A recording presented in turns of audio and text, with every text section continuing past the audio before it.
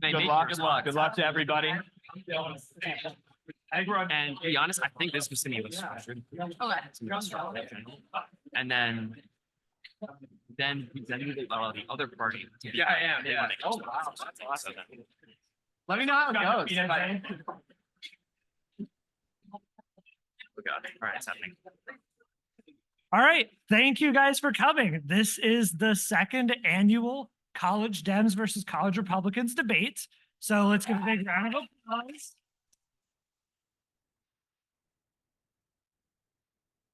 It's really nice to see so many people here again. I think that we had a really great event last year. We really hope to make this an annual occurrence. You know, some of these guys even want this to happen every semester. We don't have to talk about it right now. It's a contentious issue, we'll say. Can I get a show of hands? Who was here at the last debate last year? Wow. Okay, good turnout. Well, okay. Hi, everybody. So I'm Jeremiah Cartwright. I am the president of BridgePittsburgh, who is hosting and moderating this great event. We are really excited to have you guys all here. I'm just going to tell you a little bit about what Bridge does, and then I will explain kind of the format of the event, what's going to happen, and then we will get started. So BridgePittsburgh is the University of Pittsburgh's chapter of the national organization Bridge USA. At Bridge, we're basically dedicated to bringing about a better way to talk about divisive concepts and ideas, right? So the modern culture around how we approach contentious issues or how we disagree with each other, frankly, at Bridge, we believe that it's pretty toxic today. It doesn't lead to any real progress. It doesn't lead to, intellectual progress, political progress, even practical progress. And we just don't get anything done because we can't talk to each other. And that's creating a very tough place to live in, especially in the US, but it's happening around the world today too. We believe that if we can't talk to each other and, disagree civilly, if we can't learn how to actually communicate with people that we don't necessarily agree with, how can we really get anything done in the world today, right? Everything has disagreement built into it. Everyone comes to the table with different opinions. And at Bridge, we just want to create a culture where we can once again disagree civilly and respectfully with one another, trying to actually hear the other side rather than just going up with your talking points and shouting across the aisle where nothing will ever actually get done. So BridgePittsburgh is a nonpartisan political club. Like I said, we hope to foster constructive and meaningful conversations and dialogue. And in that spirit, we do have 3 moderators tonight. One is left-leaning, one is right-leaning, and one is centrist. So, that's pretty nice. They are not sitting in their actual respective political positions, just so everybody knows. At Bridge, we also have 4 core principles that I want to read to everybody tonight, and we're just going to try to keep the whole event in the spirit of these 4 principles. Number 1, listen to listen rather than listen to respond. It's very easy to just immediately tunnel yourself into a thought that you can respond to when you hear something you don't like said from somebody else. But here, the point is not just to get jabs and score points on each other. It's to actually try to understand each other, where they're coming from, what they mean when they're talking. Number 2, try not to interrupt or have side conversations. It's just distracting. And, we just want to make sure that everyone's paying attention on the debate, able to listen as well as they want, and it'll keep everything flowing a lot better. Number 3, address the statement, not the person. So at Bridge, we really try to believe that, people are not their ideas inherently. If someone has an opinion, that does not necessarily mean that's their whole personality or their soul or exactly what it says everything about them. People's ideas change all the time, and we should encourage people to be able to do so. Number 4, participants represent only themselves, and they're not representatives of entire social groups. So this is very important. This goes along with point 3 very well. People are here to represent themselves as individuals. Like I said earlier, everybody has different opinions on everything. I once did the math on it, how complicated is it to get someone who believes every set of ideas on, say, 10 issues where there's only 2 right answers. And it's very unlikely, actually, that any of us will agree on everything entirely. So it's important that we recognize that people are only here to represent themselves. They can't necessarily speak for, while we do have the Republicans, the Democrats here to represent those parties, people are still individuals at the end of the day. So now I'm just going to quickly go over the layout and the ground rules of the debates, and then we can pretty much get started. So all of the panelists here today have signed a contract agreeing to the rules of the debate and the norms of discussion, which I just highlighted. Meaning they have all promised, in essence, to not interrupt each other, be respectful and professional, and they generally are going to engage in this debate in good faith. Isn't that right, guys? So we ask the same of all of you as the audience. Just please be respectful, kind, listen to listen, and it'll all be great. The moderators may penalize or interrupt the panelists when necessary, and we've agreed with both parties on this part. In order to actually penalize somebody, all 3 moderators have to unanimously agree on that point. So we're just doing our best to reduce and mitigate any bias that could possibly come through on the moderation. Each question will entail 15 minutes worth of conversation. There will be 4 topics tonight. And within each question, we'll initially give each club a minute for their opening statements, and it'll go back and forth between them for a minute. And then each club will also get closing statements, which will last 2 minutes per each topic. At 8:15, we will be taking a 15-minute intermission so that everybody can get up, go to the bathroom, get drinks, whatever you want to do. And then once we come back from that intermission at 8:30, we'll have 45 minutes selected just for audience questions for all of you guys. So if you see any note cards around, I think we have some on the table out there. You can please write your question that you want to ask on the note card. One of our members will come vet your question, and then we'll bring a roving mic over to you where you can then ask it. I do ask that please address your questions to one specific person or party, and that'll just make this all go a lot easier for us. Will both sides get to respond to questions? Yes. So now one last thing, sorry. We do have a merch table back there. We're selling t-shirts. So they're $15 a piece. So if you guys want to keep helping us be able to provide events like this, where we can have, a good time, get a lot of people together, we can even get maybe better food and whatnot in the future, please go buy some of our merch and that'll help us do so. All right, so now I'm going to let the presidents, going to let the presidents of each club briefly introduce themselves, and then we will go to the moderators to kick off the event. So let's start with the Democrats. Will, if you want to introduce the Dems and all of your people. Yeah, absolutely.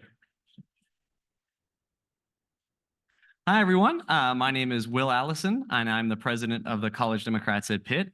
And debating with me today is going to be Henry Cohen, Sam Podner, and Olivia Pinocchi-Reitzman. So yeah, we're excited to be here today and talk a little bit about our ideas. Thank you.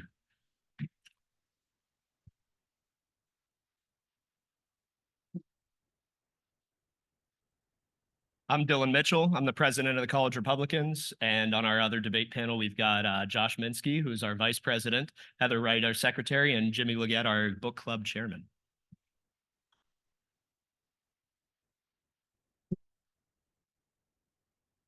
Okay, well then, without further ado, we will pass it off to our moderators. Alex, if you want to take it away, and we will get started on the event. Thank you. Very quickly before we begin, I would just like to say a few words to remind and highlight what we are here to do and why we are here doing this. We are here to have a productive political discussion about real issues that impact our lives and the lives of those around us. We are not here to instigate or intentionally be inflammatory. We are here to discuss ideas with good and rational intent to demonstrate to one another and our school how we can conduct healthy political discussion. Although you've been provided with context as to what will be debated tonight, I urge you to really engage with one another's ideas rather than read off a script. Our voices as college students are the voices of the future and the votes that will decide elections for many years to come. And it's important that we discuss our beliefs and ideas in a healthy and proper manner for the well-being of our future. Do your best to be respectful of one another and engage in well-intended, productive dialogue. Understand that our goal here is to help share understanding of beliefs, and in expressing our beliefs, we should keep in mind the fundamental differences that exist between one another and how we might think and view the world. For the debaters, please refrain from interrupting the active speaker when it is their turn and speak only during your own respective time slots. For the audience, please refrain from cheering and or booing until the speakers finish their statement as to not interrupt the flow of the debate. As decided by a coin toss before the event started, Pitt Republicans will be going first. Good luck to the both of you.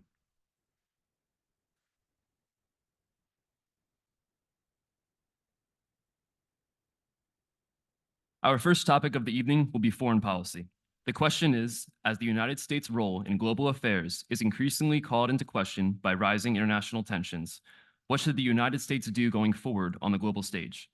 For this topic and all others, as said previously, you will each have 1 minute to make your opening statement, then 1 minute at a time for preceding responses to one another, followed by 2 minutes for closing statements.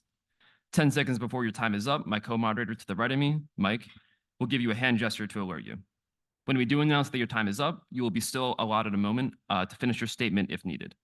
The debaters may now walk up to the podium. Pitt Republicans, you will be going first. You may begin when you are ready.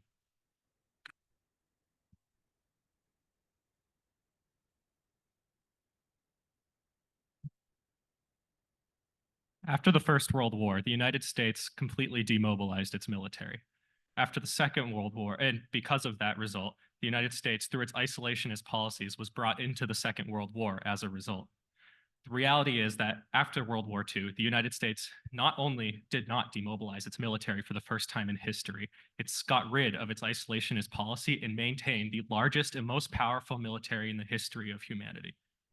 I'm saying this not because I believe that the United States should be literally getting involved in every other country's affairs. I'm saying this because there has never been a peace across the globe as we have seen under the dominance of the United States military.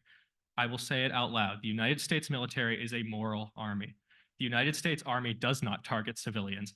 And if we continue to pull out our troops from around the world and pursue a policy of isolationism, what will result is the Russians and the Chinese filling the power vacuum, and the civilians which we are trying to protect will be subject to the human rights standards that those countries provide their own civilians.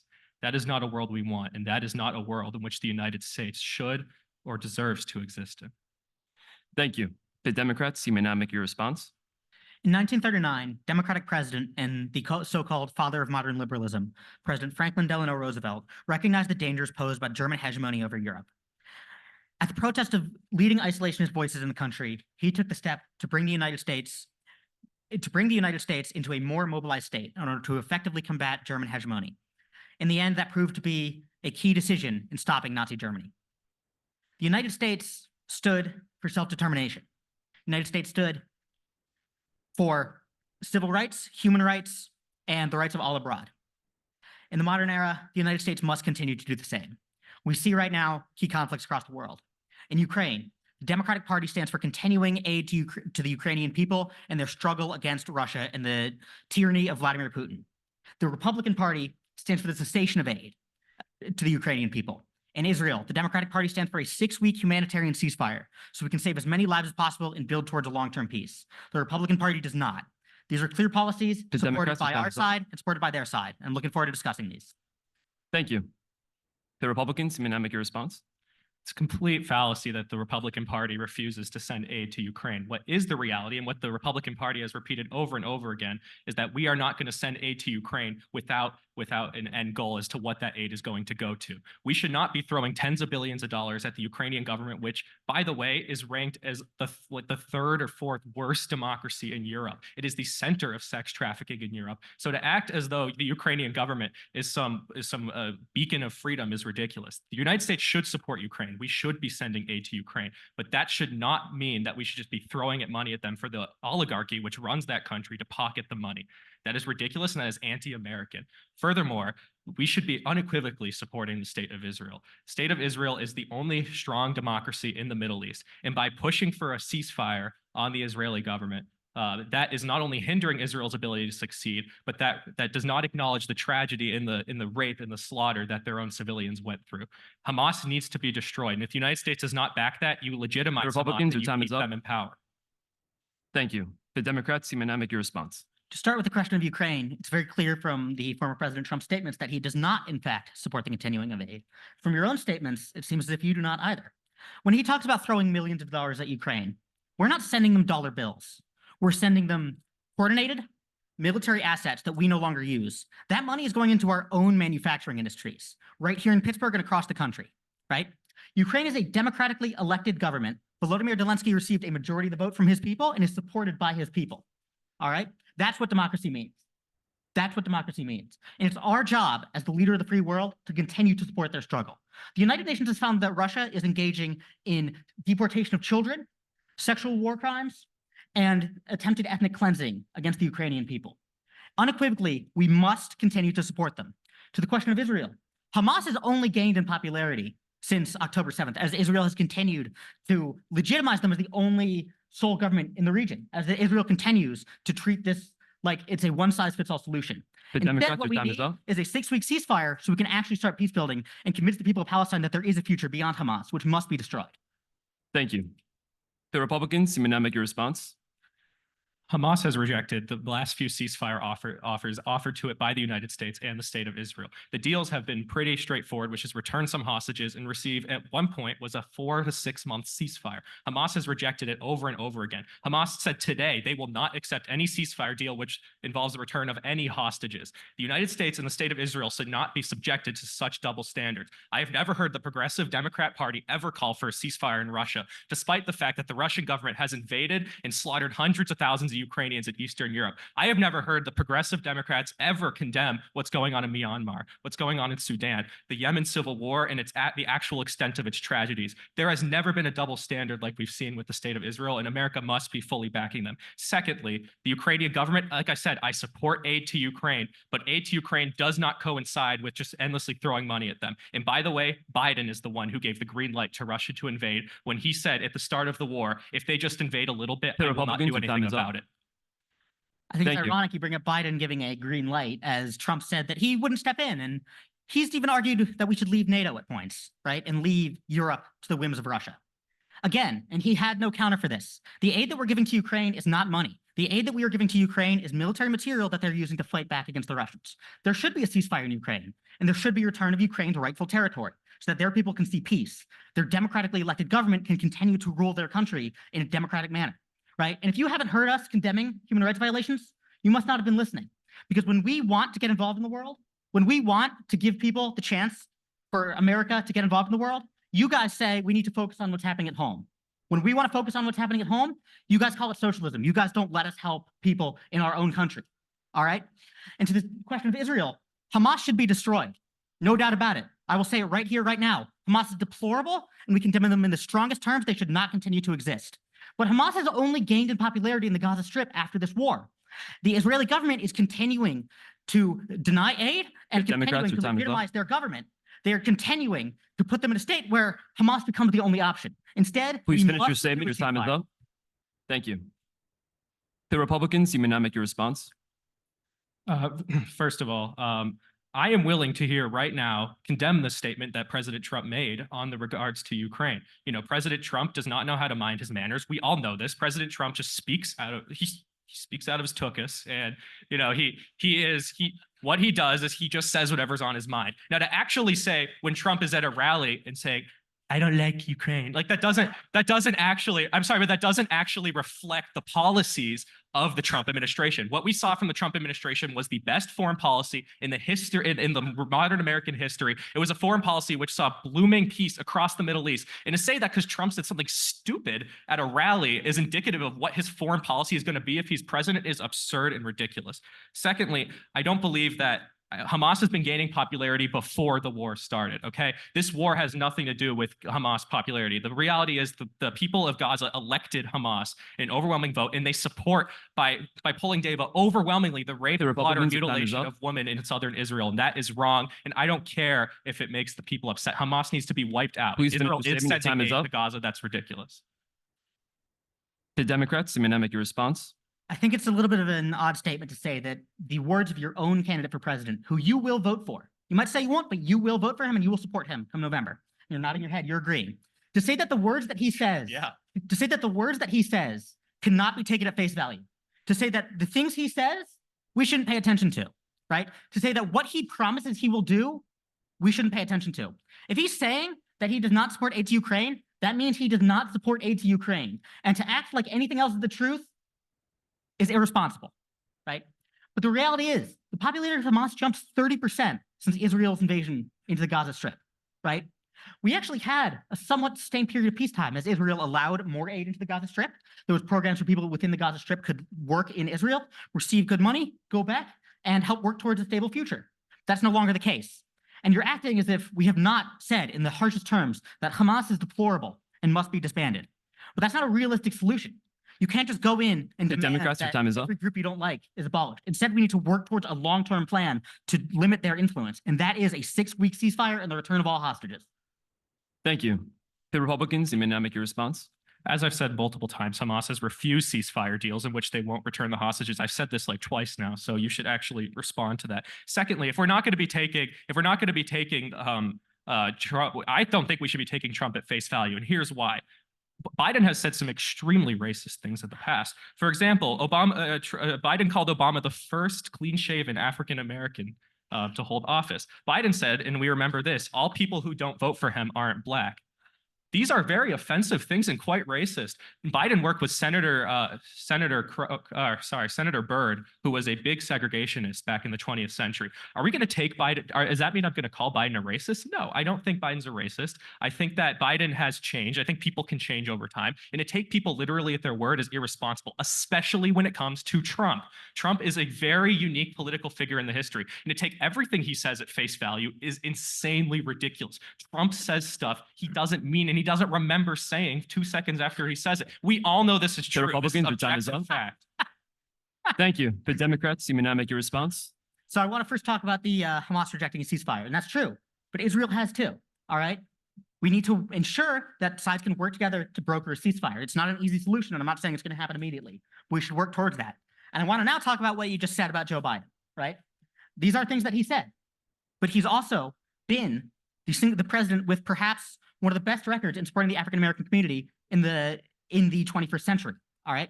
He received an overwhelming majority of the vote from African-American people, the vote from Muslim people, and the vote from Hispanic people. All right. And you want to talk about what he's saying? Let's talk about what Donald Trump is saying, which apparently doesn't matter to him. Donald Trump is up here saying that Hitler did some good things, and that if you don't vote for him, and you're Jewish, that you hate your own religion. Well, let me tell you something. My family fled Europe because of anti-Semitism. Am I not Jewish because I don't support him? Are the majority of American Jews not Jewish because they don't support him? Because that seems to be what you're saying, all right? These things that Biden said, yeah, they're not great. He said them a while ago, but they're still not great. But these are things that Trump is saying right now. And you're saying we shouldn't listen to them. And I'm saying when he gets up there and says Hitler The did some good Democrats, your things, time is up. let's listen to him. Let's make sure that we are condemning that and calling that out. Thank you. The Republicans, you may now make your response. Okay, first of all, the idea that Biden has done so much for the African-American community is by the polling data kind of absurd. For example, Trump is receiving record African-American support in the polls right now. In fact, according to the recent polls, Trump is up 45% in the Latino vote versus 40% for the Democrats. Trump has over about 20% of the Black community support. Trump let thousands and thousands of African Americans back onto the streets after they committed like minor drug crimes that are quite frankly ridiculous and they got overcharged for. Trump is the one that funded historically Black universities. President Trump has received the most support of any Republican in modern American history from the Black community, and that is not a coincidence. Trump slashed the taxes in the communities. He sent in the National Guard to secure the security of the cities during the BLM riots, which the Democrats refused to do, despite the fact that those riots overwhelmingly destroyed Black Republicans, your time is up. burned down the cities and did billions of dollars in damage. Trump is the one that sent in the police, not the Democrats. Thank you. We will now be moving on to closing statements. Pitt Democrats, you will be going first. You have 2 minutes. You may now make your response. I think we've seen a pretty clear statement here. We've defended our record, we've made clear what we believe in, and we've made clear that we will continue to support what we believe in. They've made clear that they do not believe everything their nominee says, but that we should still vote for him, but that's not a big deal if he says something bad, but we should still vote for him, and he's done good things, but we shouldn't listen to him when he says all the bad things he's going to do. All right? You want to talk about racism? You want to talk about race and support in American politics? The historic support that Trump's getting from the Black community? Less than 25%. The vast majority of the African-American community supports President Biden. President Biden is the one who's funding historically Black college universities. Donald Trump proposed cutting that, and that was axed by the Democratic House majority at the time. All right? President Biden is the one who's making sure that we're investing in historically disinvested communities. Donald Trump is the one who wants to cut those investments. President Biden is the one who said that we were going to stop police brutality. The one who said that we were going to make sure that people are not killed in the streets for small crimes or things that they didn't even do because the police are called. President Trump is the one who called protesters rioters and looters. All right.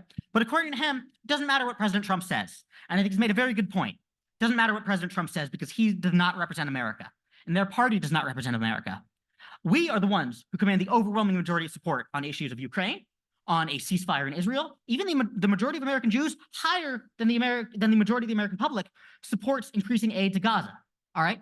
We command the vast majority of American popular support. And that's clear. The American people believe in this. The American people, new poll came out today, 60% of Americans support increasing or maintaining our aid to Ukraine. Only 40% opposed it, right? It's very clear that this is the case. And we can talk about our nominees, but when we talk about the facts, they know they can't beat us because we have the support of the people, all right? And they can get up here and they can say that's not true. They can try to claim that, we're a bunch of socialists, but again, we have their support. We have the support of the American people, all right? Now, I want to end with a contrast between President Trump and President Biden. President Trump, again, says Hitler did some good things and says that I'm not Jewish because I don't support him. All right. I've lived anti-Semitism. Pitt Democrats, your time is up. But that does not mean, and that means that I know that I am Jewish no matter what Donald Trump says. And if you're going to get up here and defend that, you better have a damn good explanation. Please finish your statement. Your time is up. Thank you. Pitt Republicans, you may now make your closing remarks. Okay, I want to say, first of all, it shouldn't matter at all, but I am in fact Jewish. And I want to make it clear that the reason I'm bringing this up is because you continue to use race identity politics in order to push your own narrative. And that's quite frankly ridiculous. When it comes to discussing politics, we should be discussing objective policies and how do we actually make solutions and stop bringing our race and our ethnicity into it. The reality is the president of the United States affects all Americans, and that is how we should be viewing politics, not breaking us down into separate racial groups that only causes division and hate amongst our communities. So let's cut it out, all right?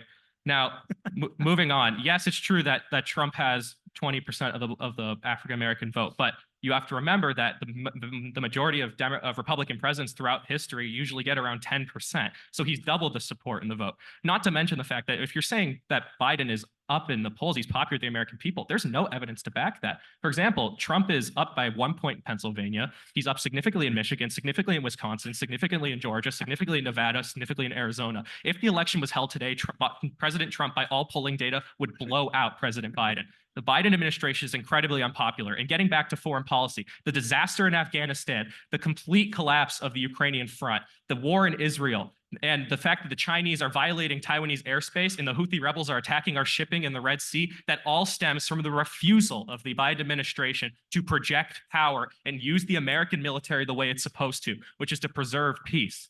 That is the power of the United States. That is what America is meant to do. And if America continues on this route of isolationism, of trying to be nice to people who want to destroy us, everything will get more expensive and people will die. And we're seeing that as America pulls back, the wars continue to pile up. Under Trump, Trump was the only president, the first president in modern American history to not start a new war under his administration. Do we want to bring that back, or should we continue with Biden and, maybe another 5 wars break out? It's ridiculous. America should be rejecting power. Republicans, America is a moral, strong, militaristic country, and we should stay that way. Thank you.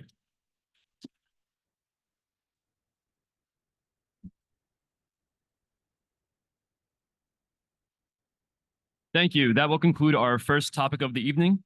We will now be moving on to the economy.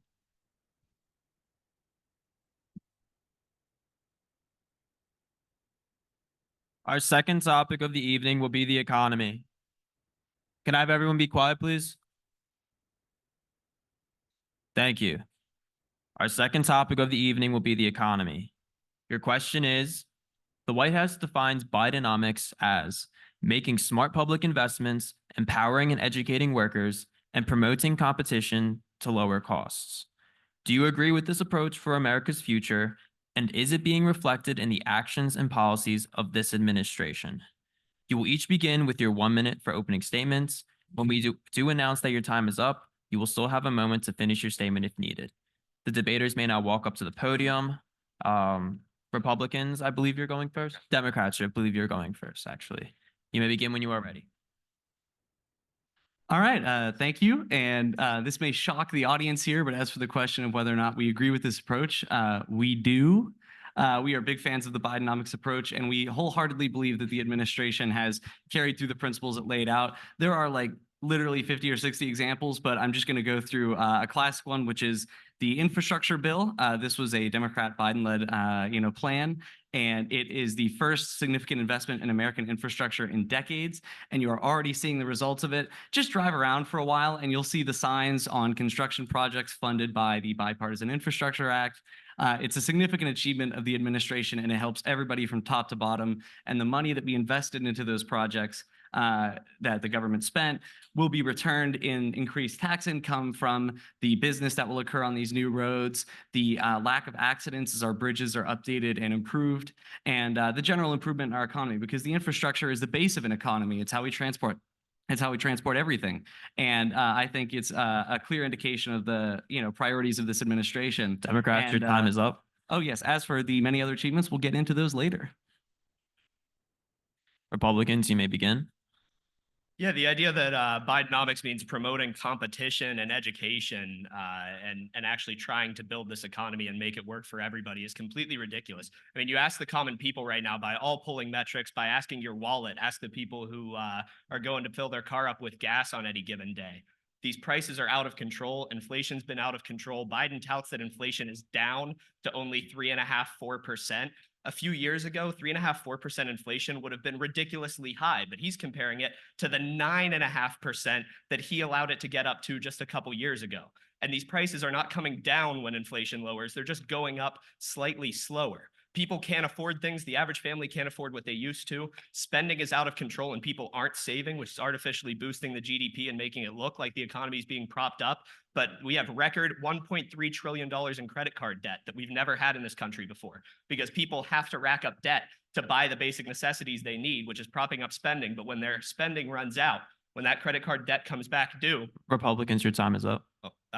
But when that credit card debt comes back due, we have no savings and it's going to collapse. Thank you. Democrats, you may make your response. So I'm going to focus mostly on the point about inflation here, because I think I could speak for most of us when I would say that is probably the defining narrative that has been spread and one of the most important features of an economy. So yes, 3.5%, 4% inflation is higher than it was a number of years ago. Before the pandemic, which was a massive impact on all of our lives and nearly obliterated the world economy. And if it hadn't been for the rapid action of the Biden administration after his inauguration, we could have continued the economic freefall that President Trump was allowing to happen. Furthermore, 3.5%, 4% inflation, while higher than the preferable rate of 2 to 3%, is significantly lower than it was after the aftermath of the Trump administration. And I think it's also critical to look at the rest of the world. A lot of this inflation was caused by supply chain issues as a result of the pandemic. So look at other strong developed economies. Look at the United Kingdom, look at France, look at Germany, look at Canada. We are below all of them now in our rate of inflation. And there's one answer to that, and it is the actions taken by the Biden administration. Real quick, one action, the release of fuel from the strategic reserve. The Democrats, this significantly reduced gas prices. They're a lot lower than they were during the pandemic, and you can attribute that to the president. So thank you. Thank you, Pitt Democrats. Pitt Republicans, you may respond. The release of barrels of oil from the strategic reserve is a mistake, because you're supposed to have those for reserve for when you need them if there's some sort of emergency. And actually what he did was to release those barrels of oil just in time right before the election, so the gas prices would come down a little bit so it wouldn't hurt them in November during the midterms. And then they kind of came right back up for the most part. So they're a little bit down from their peak during the pandemic during 2021 when Biden was in office, but they haven't come back down at all anywhere close to the pre-pandemic or even mid-pandemic prices that they were at. And what Biden's had to do is go kowtow to totalitarian administrations in Venezuela and Saudi Arabia to try to buy oil off of them, because he doesn't want to produce it here at home. Because even though our consumption remains the same, he wants to pretend we're being somehow more green by not producing it here at home, by shutting down pipelines that we could have been used to transport energy that's being produced cleaner than Venezuela or Saudi Arabia would be doing it here at home and in Canada. And those pipelines, they could have been used to try to bring those prices down, but instead he's going to take it out of the strategic oil reserves and buy it from totalitarian dictators. I don't think it's a good idea. Thank you, Pitt Republicans. Pitt Democrats, you may make your response. Yeah, so I'm going to address that point real quick. The idea that we are not expanding energy needs is laughable, and this is part of the Bidenomics program, is expanding opportunities for people across the nation, and a part of that has been lowering energy costs, which has been done successfully, and in part because we are producing, if I recall correctly, this is the highest oil and gas production domestically in the United States ever. We significantly have outstripped the Trump administration's production of those resources, and that has been part of why energy prices have come down. And we have done that in concert with building renewable energy through the Inflation Reduction Act. There was a massive, the biggest investment in climate change prevention ever. And that includes the construction of solar panels, windmills, all sorts of energy production methods. As part of that, that creates good paying union jobs. So those are tens of thousands of jobs that did not exist previously that have been created by those programs. So in fact, we are less reliant on foreign energy than we ever have before. So I categorically reject that. And to move on quick to another achievement of the Biden administration, check Pitt out Democrats, your CHIPS time is up. Act, in which the Biden administration ensured that microchip production would be here and not overseas where it's vulnerable. Thank you. Thank you. Pitt Republicans, you may make your response. First of all, I'll concede that I actually do like the CHIPS Act. I'm glad that that was passed. But secondly, if we want to talk about the Inflation Reduction Act, that act gave $271 billion to green energy. An independent analysis from the Congressional Budget Office says over the course of its term, it's going to cost Americans an additional $1.2 trillion that they don't quite see how it's going to be earned back. So that's another debt in our pocket, and that's normalizing about a $2 billion deficit every year under the Biden administration, which is unheard of. Unheard of. The only time that we had that was during the pandemic, which I will concede that Trump was president in the beginning of the pandemic and he spent too much money. But now we're post-pandemic and Biden thinks it's okay to keep spending pandemic level money, trying to push these things, trying to buy votes with student loan programs that he knows are unconstitutional and he knows are going to get rejected as soon as November goes by. But he wants students to vote for him in the election. So he lies to them and says he's going to get student loans repaid. And then he goes out and doesn't do it. Thank you, Pitt Republicans. Pitt Democrats, you may make your response. As a student, I encourage you all to vote for President Biden in November. But also I would like to add that a significant amount of student debt has been relieved. The Republican-appointed Supreme Court has, in my opinion, incorrectly struck down a lot of student debt relief programs, but a substantial amount of student debt relief has been implemented. And as to your statements on the deficit, first of all, we are nowhere near pandemic-level spending. Be honest.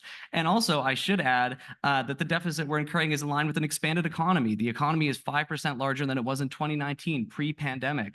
And I think there's a tendency out there to treat that as an inevitability, like the economy we have now is always going to happen. But it only happened because President Biden took historic action and made historic investments. And what I should add too is the deficit, which is in, again, line with the when you compare it to the current status of the economy compared to pre-pandemic. A lot of these programs pay for themselves over the long term. So that's a deficit that we can also expect to go down. So thank you. Thank you, Pitt Democrats. Pitt Republicans, you may make your response. These programs don't pay for themselves. There's really no evidence that that's taken place at all. Mostly what these programs do is put, for instance, the Inflation Reduction Act, 90% of the tax subsidies and investment from the Inflation Reduction Act goes to companies that are dealing in billions of dollars. So all that this is doing is taking big Democrat donors and putting money back into their pockets for green electricity, when in reality, it's actually hurting the average family. Average family is paying nearly $15,000 more per year for all the same things that they were purchasing at the beginning. I'm not talking pre-pandemic. I'm talking about the beginning of the Biden administration, January 2021. Since then, real wages are actually still down 5%. They haven't recovered to a point to keep up with inflation because the amount that we're spending in this economy, we just can't keep up. And we talk about the economy growing. What he's referencing is GDP. And GDP growth is up, but GDP takes into account a lot of things. And even Joe Biden has said that GDP doesn't represent the average American. When you talk about the GDP growth, we have massive, heavy consumer spending, which is propped up by credit card debt. Hey, Republicans, your time is up. Savings and investment is way down. Thank you. Pitt Democrats, you may make your response. Yeah, let's talk about that as well. So as for the point of savings being down, that is not true. Savings are higher than they were pre-pandemic.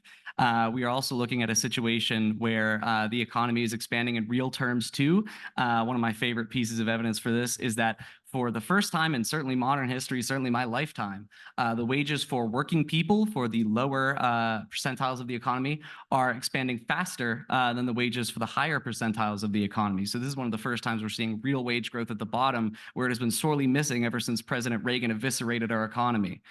So I think that is a real major achievement and shouldn't be overlooked, because that impacts all of us who are sitting here today. And another note I would like to add here is the fact that we are looking at an election between Biden and Trump. And luckily for us, Trump has already been president. We know exactly what he's going to do. And the Trump tax cuts were a massive giveaway to wealthy people who, instead of spending that money or investing it to boost the economy, hoarded it. Under the Democrats, Biden your time is up. administration, we got the child tax credit, a tax break for working people who spent that money, which is part of our current successful economy. Thank you. Thank you, Pitt Democrats. Pitt Republicans, you may make your response. First of all, the idea that President Reagan eviscerated our economy is laughable. He did so good in producing and fixing the mistakes of the Jimmy Carter administration that he won 49 states.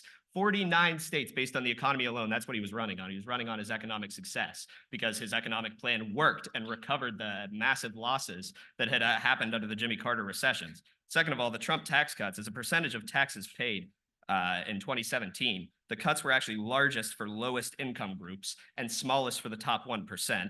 And the percent decrease in effective tax rates was 5% for the highest income Americans and 16% tax cut, over 3 times the amount for the higher income for the lower half of incomes. And higher income taxpayers after the Trump tax cut are actually paying a higher share of all taxes now. They're paying 40% of all taxes, where they were only paying between 35 and 38% of all taxes before the Trump tax cut. So actually, it made it a more progressive tax system under the Trump tax cuts, where it gave money back to be invested in the economy, but also helped the lower income workers by cutting their taxes. Pitt Republicans, your so they time could is up. focus on saving and investing for their family, which now they can't afford to do because a gallon of milk is too expensive. Pitt Democrats, you may respond. Yeah, well, first of all, I would highly doubt some of those numbers around the lower incomes there. The Republican Party is a party buying for corporate interests, and you can see in the after effects of these tax cuts exactly who they benefited. But let's also talk a little bit about some more of the achievements back in line with the Bidenomics section of the question. As far as expanding education and access to opportunity, empowering workers, the Biden administration has supported, obviously, the student loan debt relief, which has allowed people to go to college that otherwise would not have been able to.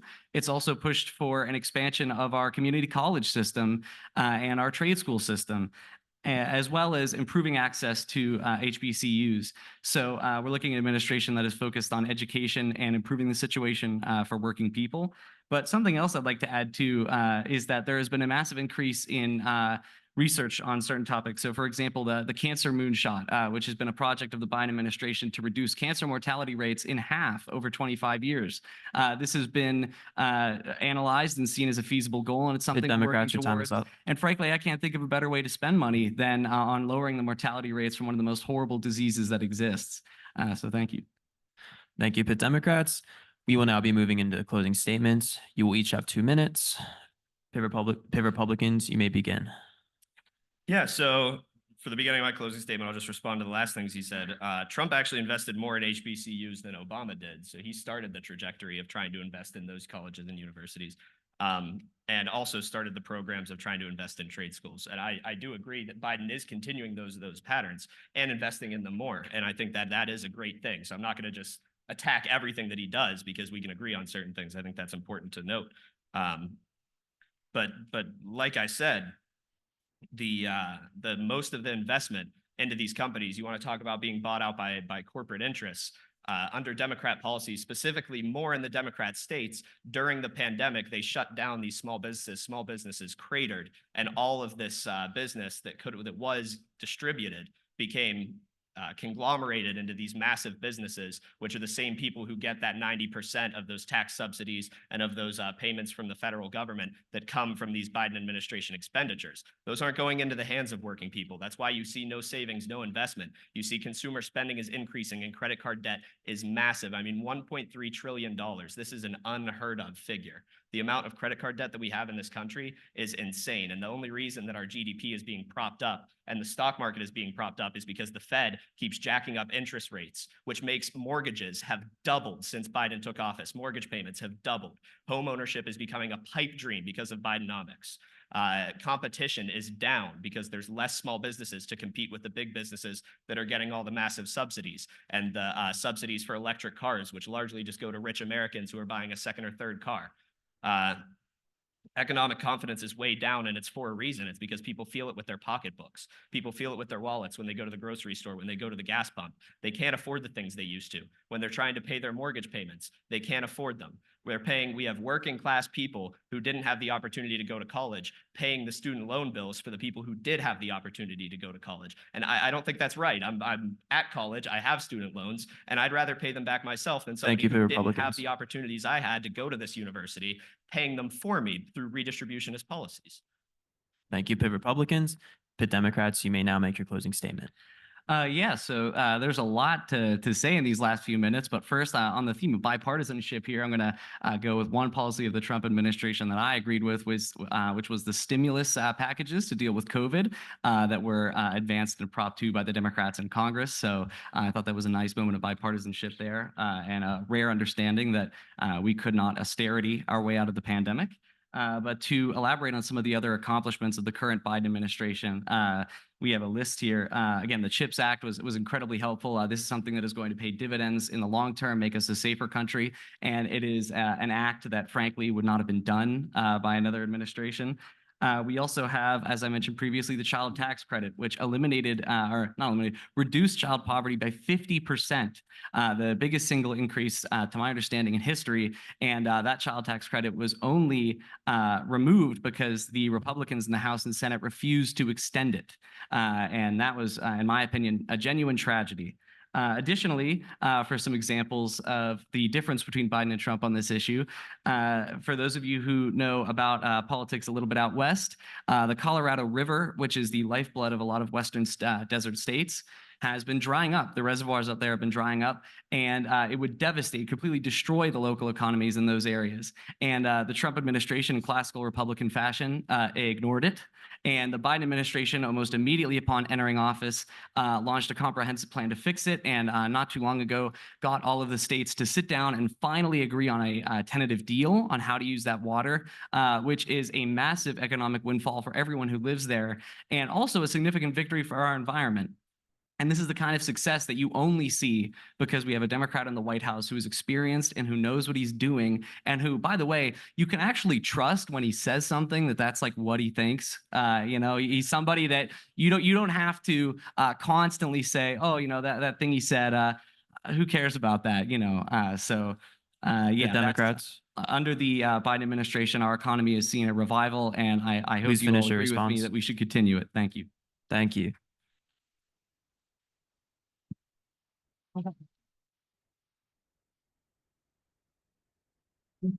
Thank you. That will conclude our second topic of the evening. Our third topic will be affirmative action and DEI programs.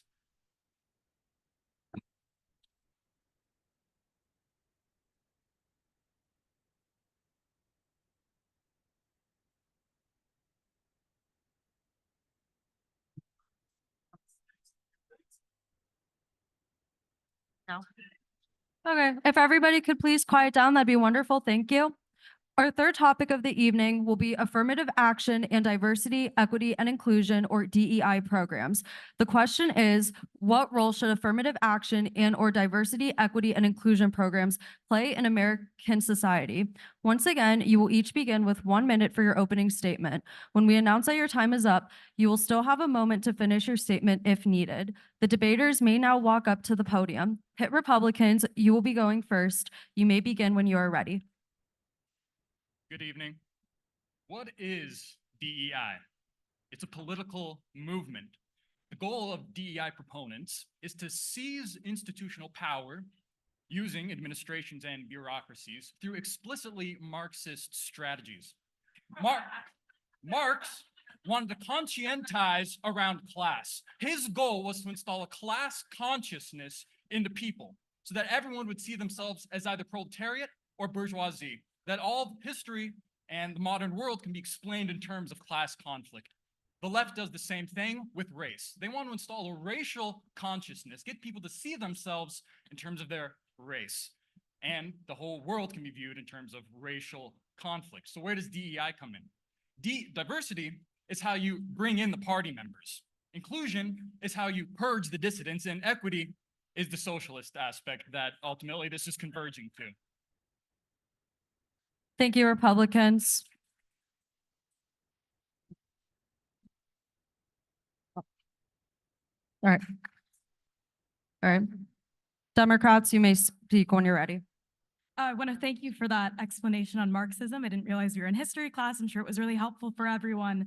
I believe that we live in a land of opportunity, but we also live in a country with racism, with wealth inequality, with other forms of discrimination, with a difficult history. Those are facts. Those are true. And because of that, some groups today have not had fair access to success and education and employment. That is also just proven by the statistics we have in front of us today. The Democratic Party wants to remedy these differences and make an America for everyone. This can be accomplished through affirmative action and through diversity, equity, and inclusion policies, which we've already seen have been painted as incredibly radical, but are in general very mundane, practiced in a limited fashion in terms of affirmative action, and really just meant to create an environment where everyone has the equal opportunity to thrive.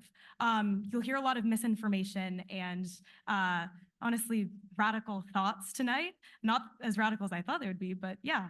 But I want you to remember that affirmative action and DEI are reasonable and crucial Democrats, your time is up. Please finish to your acknowledge statement. racism and inequality in this country. Thank you. DEI is about a $20 billion industry. It's funded by multinational financial corporations such as BlackRock, Vanguard, State Street, who inflate this bubble.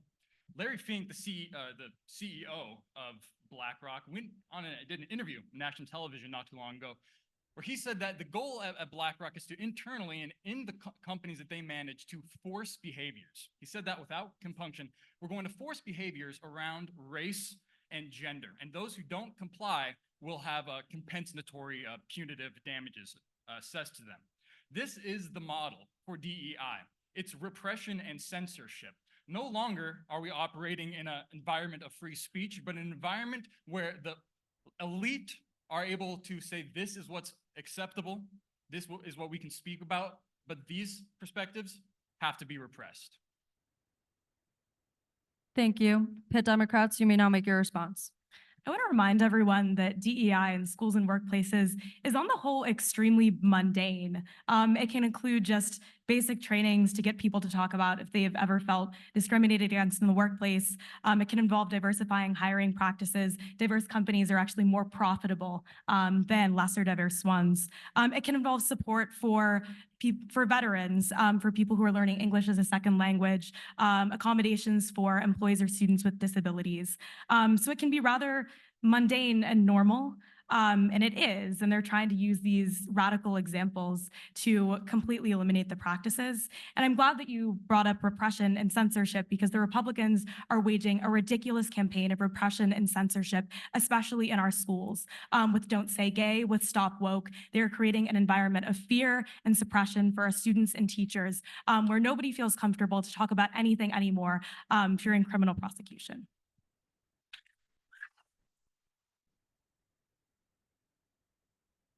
Thank you. Pitt Republicans, you may now make your response. I agree. On the surface, DEI does seem mundane and innocuous, but in practice, it's quite the opposite. Let me bring up an example.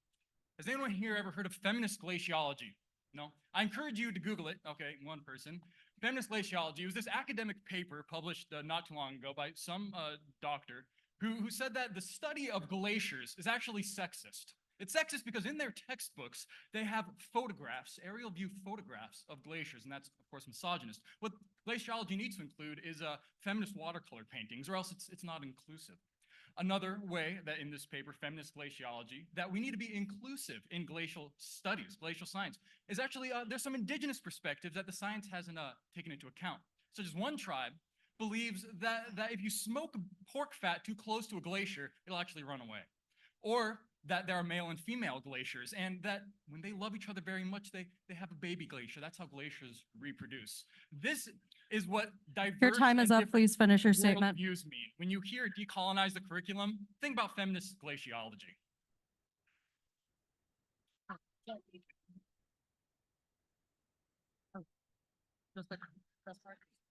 Okay, all right, thank you. Pitt Democrats, please make your response. I think I speak for at least 95% of people in this room when I say, what the hell are you talking about?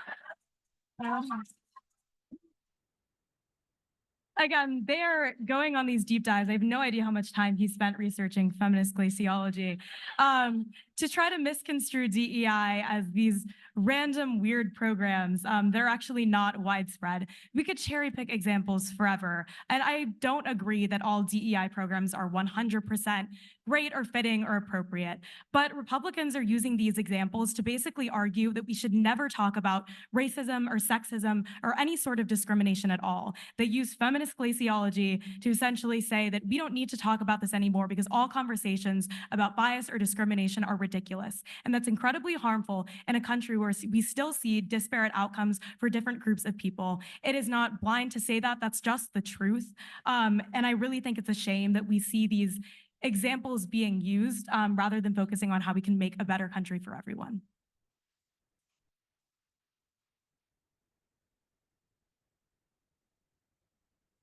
All right, thank you. Pitt Republicans, you may now make your response. I'm going to shift gears a little bit and get serious. 1896, Plessy versus Ferguson Supreme Court decision was released saying that we can have separate but equal institutions. It found racial segregation to be constitutional. This was an 8-1 decision, Plessy versus Ferguson. There was one dissenter. One Supreme Court justice said we can't have racial segregation in schools. We can't have separate but equal. This is what he said in his opinion, Justice Harlan. He said that our Constitution is colorblind and neither knows nor tolerates racial discrimination or castes among its citizens. The woke disagree. The woke think we should have a colored constitution, a multi-track system where in fact we don't have equal justice for all, but some people become more equal than others. They have to have their own laws. This nation is founded upon equality, equal justice. And when we advocate for racial segregation through DEI, affirmative action policies, we are undermining that central principle enshrined in the Declaration of Independence. Thank you. Pitt Democrats, you may now make your response. I want everyone to remember that we are grounded at a point in history here. 70 years ago, Black people were excluded by law from white educational institutions. Segregation was only ended in law in 1954 with Brown v. Board. And what followed was a persistent and violent campaign against desegregation. So when everyone will remember that when our grandparents were alive, Black people were not allowed to go to school at institutions like this, at majority white institutions. It's not ancient history. It happened very, very recently, and we still see the effects today. When we talk about affirmative action and diversity, equity, and inclusion programs, we're talking about acknowledging that that history exists and that it is a good thing to try to remedy the problems that remain with that we can't just sweep it under the rug, that we can't just ignore it, because these are still realities that are affecting people today.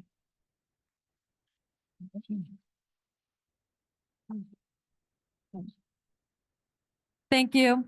Pitt Republicans, you may now make your response. Shall we fight fire with fire? Shall we meet racial discrimination with more racial discrimination? Let me ask you a question. It was not too long ago either that Japanese and Chinese people were excluded from public institutions through the Chinese Exclusion Act, through Japanese internment camps. So if we're operating through historical discrimination being the basis for law, how come Chinese and Japanese people are now discriminated against and handicapped by affirmative action and DEI policies? I want to reiterate, seeing people based on their race is wrong. Racial discrimination is wrong. Legislating and judging according to racial characteristics only perpetuates a myth that we are defined by our race, that our race and sex and gender matters and shapes us, and that these distinctions are something that we should keep alive. I've heard it said before that DEI keeps racism on life support so that it can keep fighting it. Discrimination with discrimination is not the answer.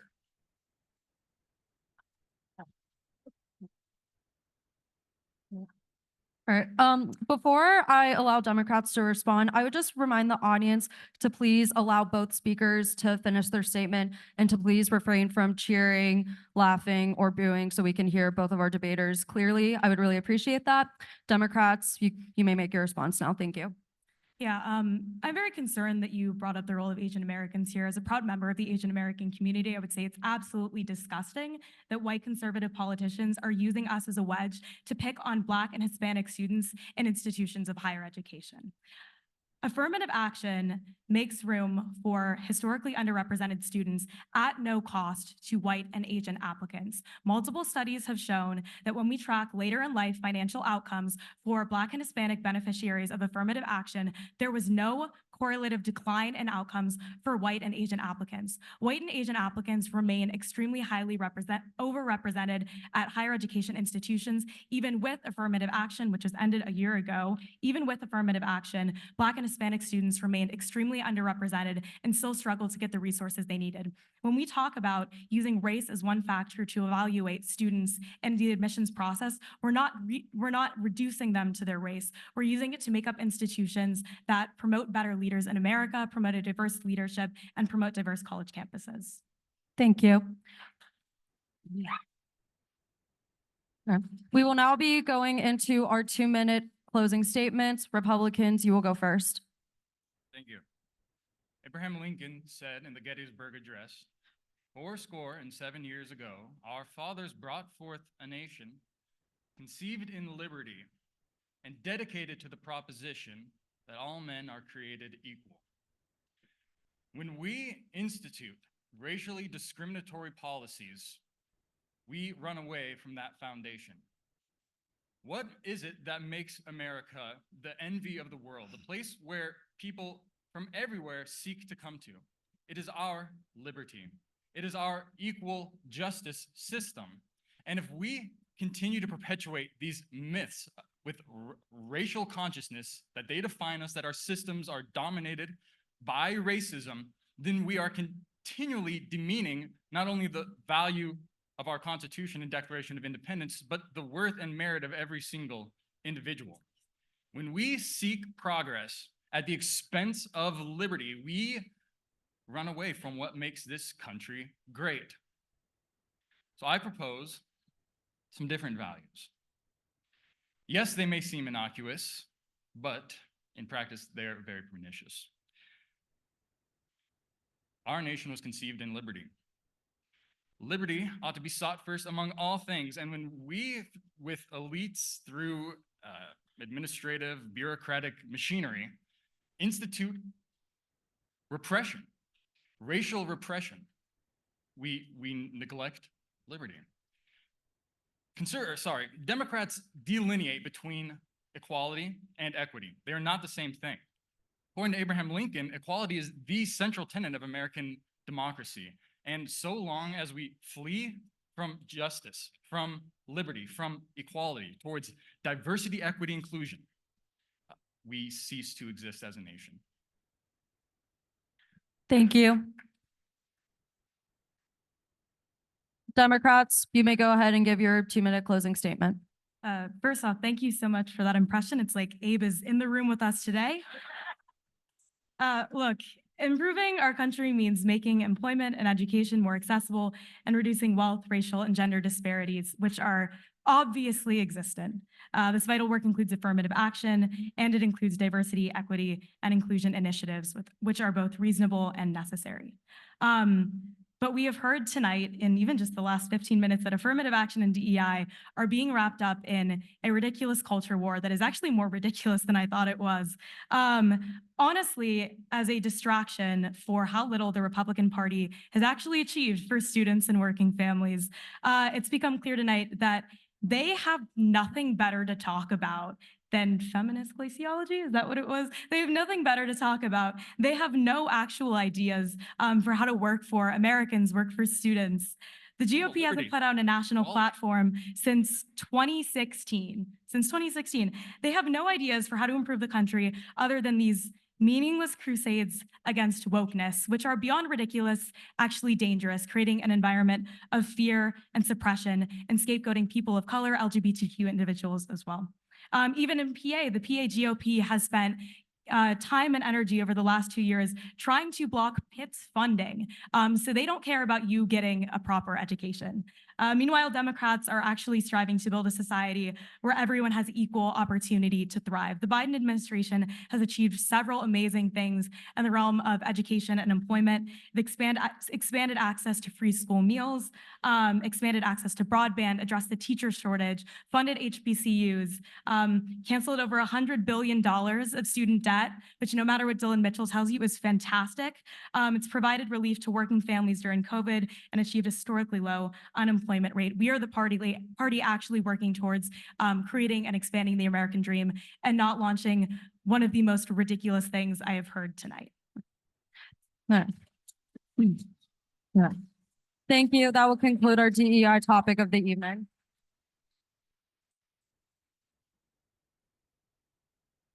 We will now be moving on to our fourth topic of the evening.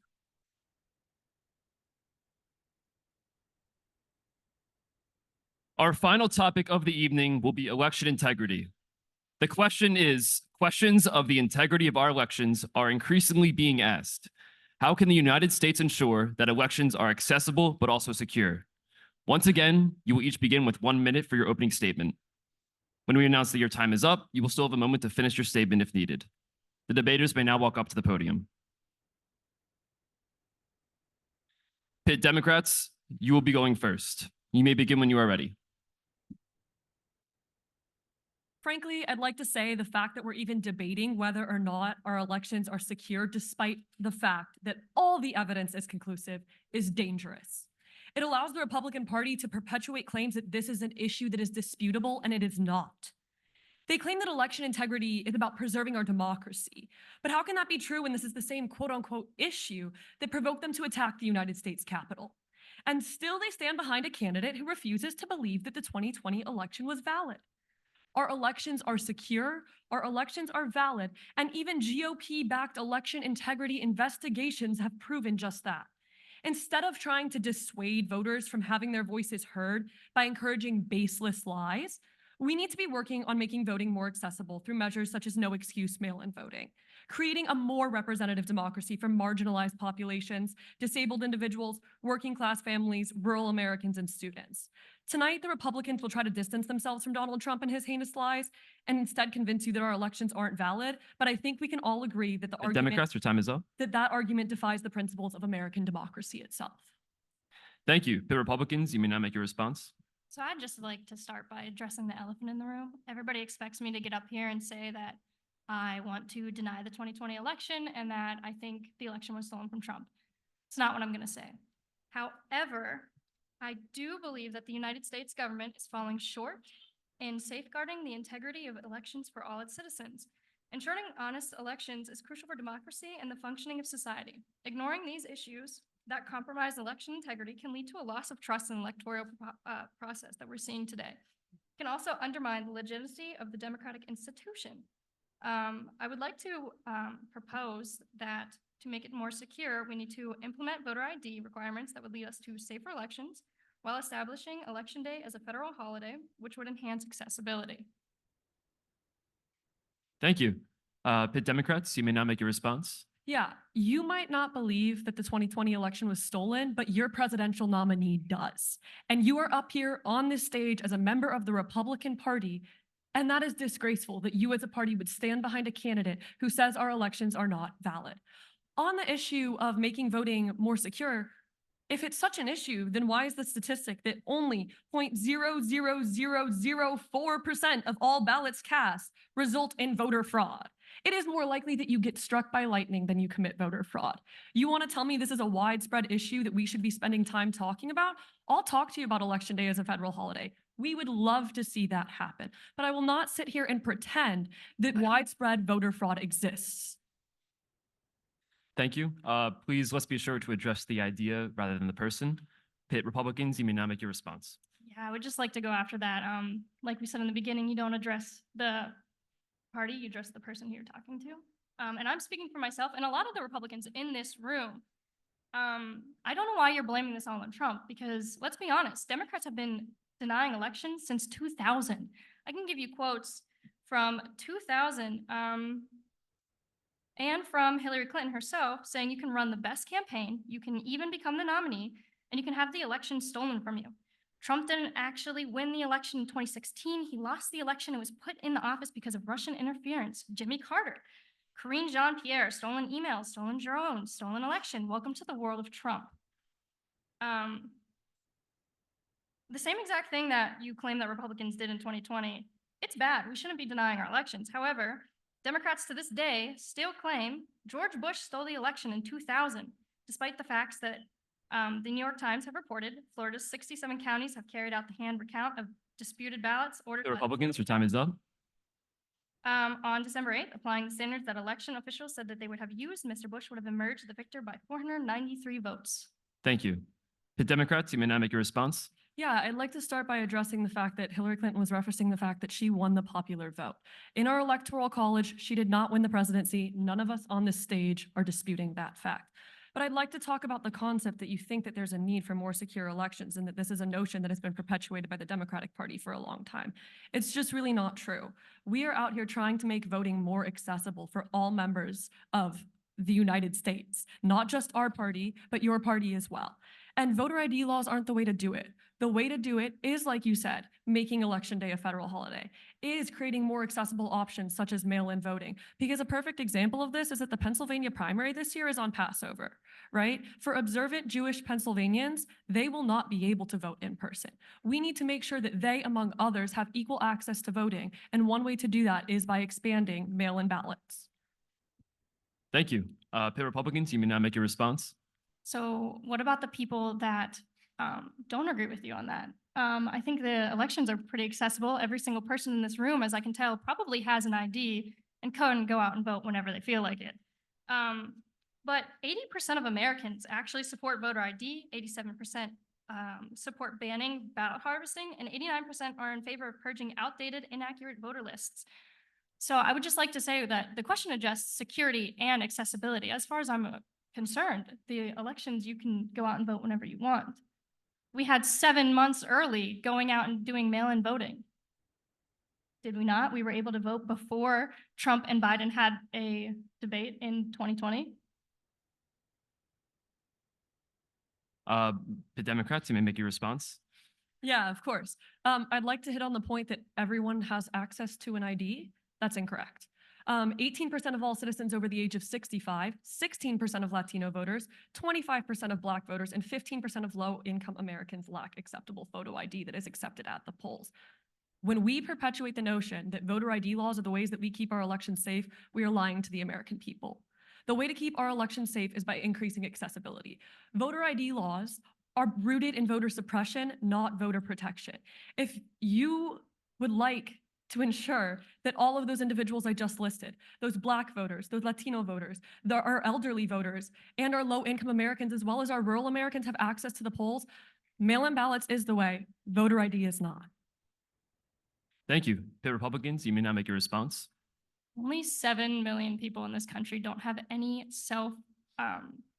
identification that's given by the government, whether that be ID, whether that be your driver's license or your passport. I'd like to address why can't minorities and why can't old people go out and get IDs? I think that's a pretty racist and age-phobic claim. I don't know about you, but I grew up in a major Black community and every single person you could ask has an ID. It's not like you have to pay money to get your ID. It's pretty free. I didn't have to pay for my ID. I got it for free.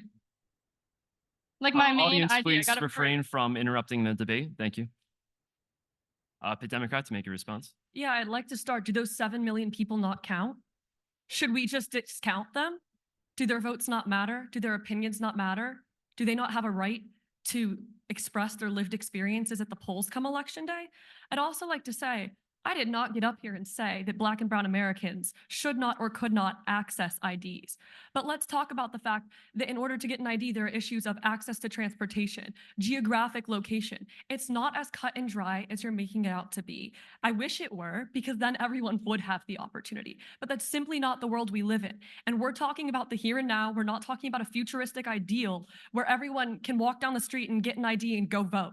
That's not the world we live in. And as a result of that, there are people who have this Like there are disparities in terms of who has access to IDs, and as a result, who is able to vote. And if we want a representative democracy, we need to change that.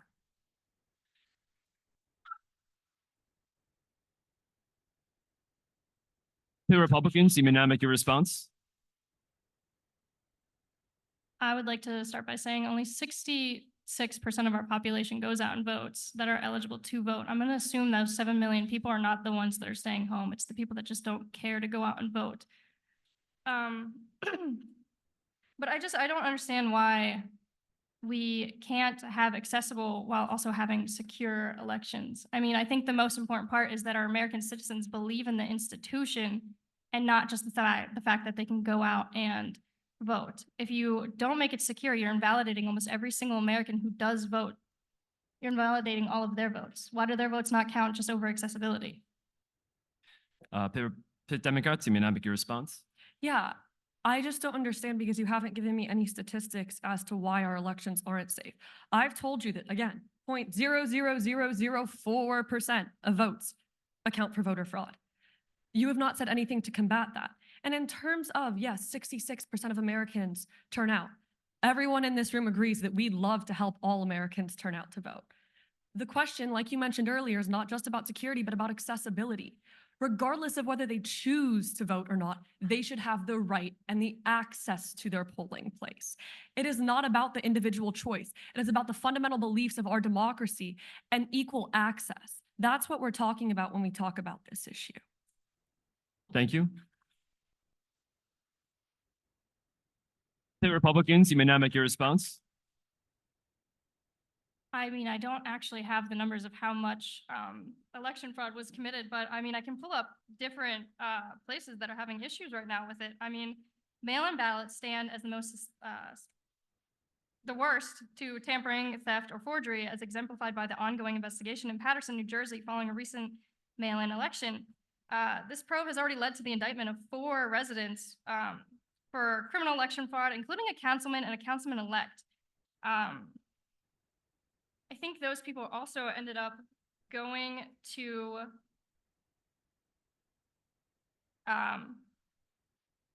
jail over those. However, the mail-in ballots faced a notably higher rejection rate. If we want to keep talking about every ballot, every vote counts, the higher rejection rate compared to in-person votes is pretty high. It's every 1 to 5 ballots due to discrepancies ranging from mismatched signatures to failure to comply with technical regulations governing absentee ballots.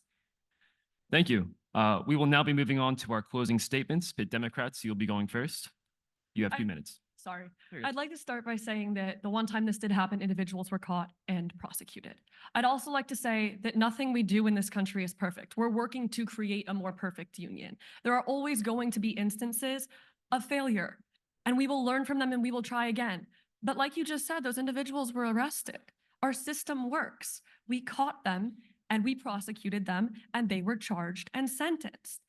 In terms of the concept of election fraud as a whole, it is just not an issue that we should be spending our time on. It is not an issue that impacts everyday Americans. We get up here and we have a platform and we can use it to talk about the issues that matter to everyday Americans, the issues that they wake up and think about in the morning. Election fraud is not one of those because our elections are secure and our elections are valid. And when I talk about expanding access, that is a fundamental belief of our democracy. Part of American democracy is to ensure that everyone has equal access, something that even your debaters have hit on over and over again tonight. I'm up here reiterating those values. Our elections are not insecure, they are not invalid, and unfortunately, you can't give me statistics to prove otherwise. I am giving you the numbers, I am giving you the history, and I'm letting you know that our elections are secure.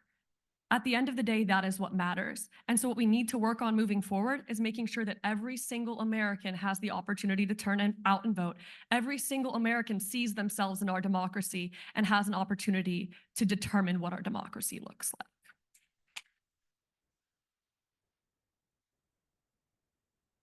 Thank you. The Republicans, you may now make your closing statement. Yeah, I fundamentally disagree that Americans don't care about election integrity. A Gallup poll revealed that 59% of Americans lacked faith in the integrity of our elections, ranking America 3rd to last out of 31 countries' surveys. As accessibility to the election increases, trust in our electoral processes diminish. Election integrity is actually one of the most fundamental things to the functioning of any democracy, and any threats to it can erode public trust in the electoral process, which is pretty important because if the public doesn't believe that their candidate won or that the opposite candidate didn't win, then you can't trust anything.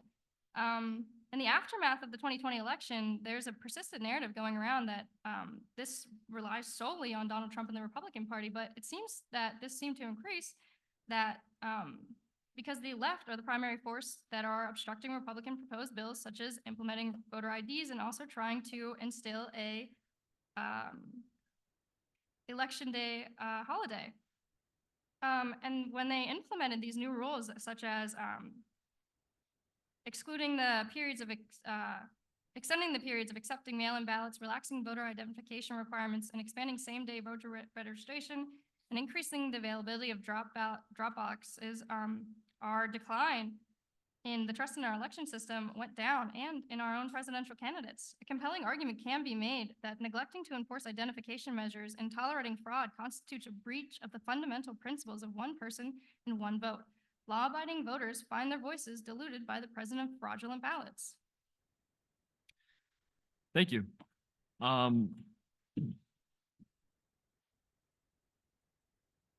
That will conclude our final topic of the evening. We will now have a brief intermission and return in 20 minutes for audience questions. Thank you.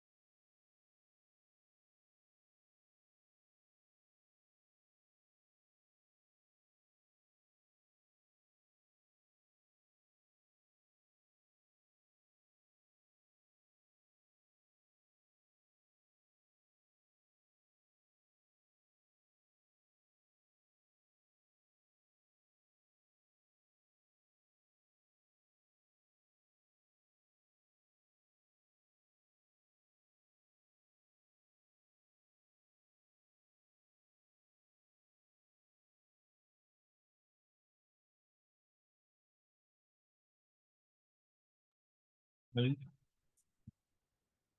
Testing. Yeah.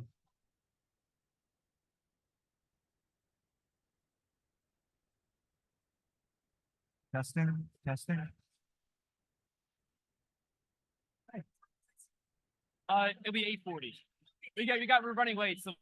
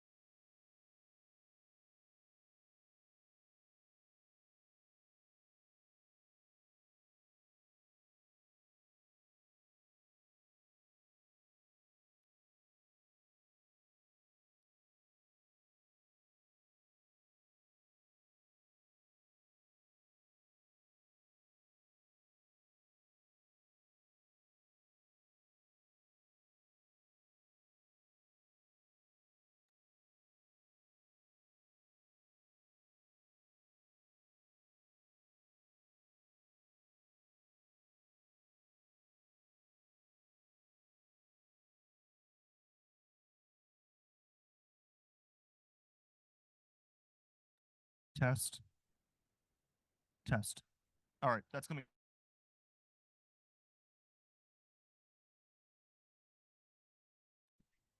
Testing, testing.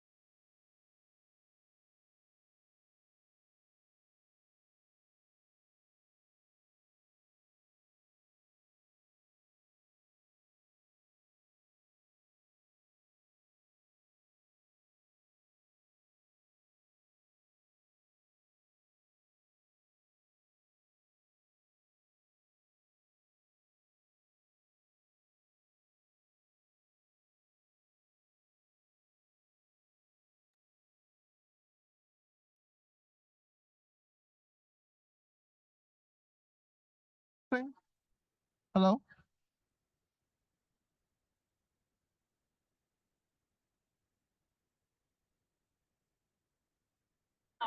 But we won't do that.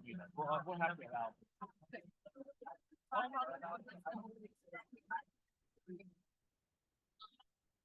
Mic check.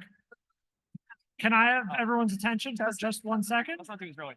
We are going to be starting audience questions in a minute. If you need a card to write your question on, someone from Bridge can come and vet that.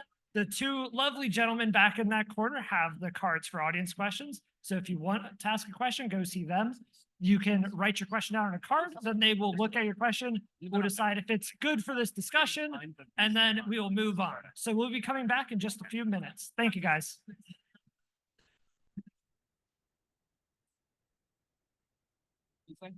I don't, never mind. Those are the ones very long, very long.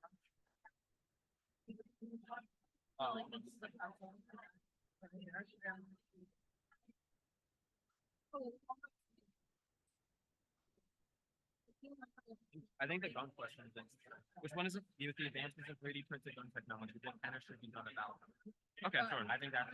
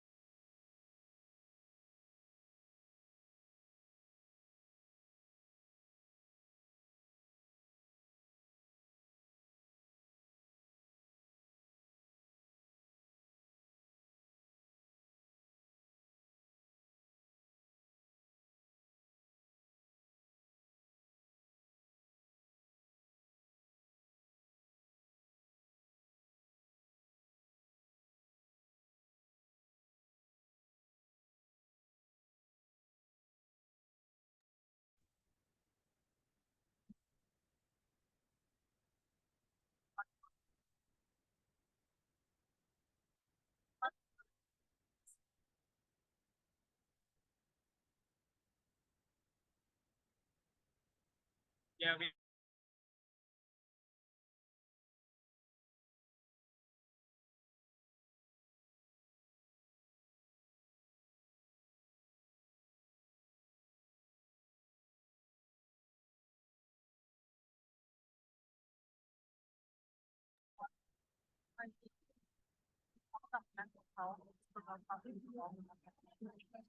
That could be, no, that could be good. I like that. Definitely like that, actually. That's really good. Yeah. Everything like.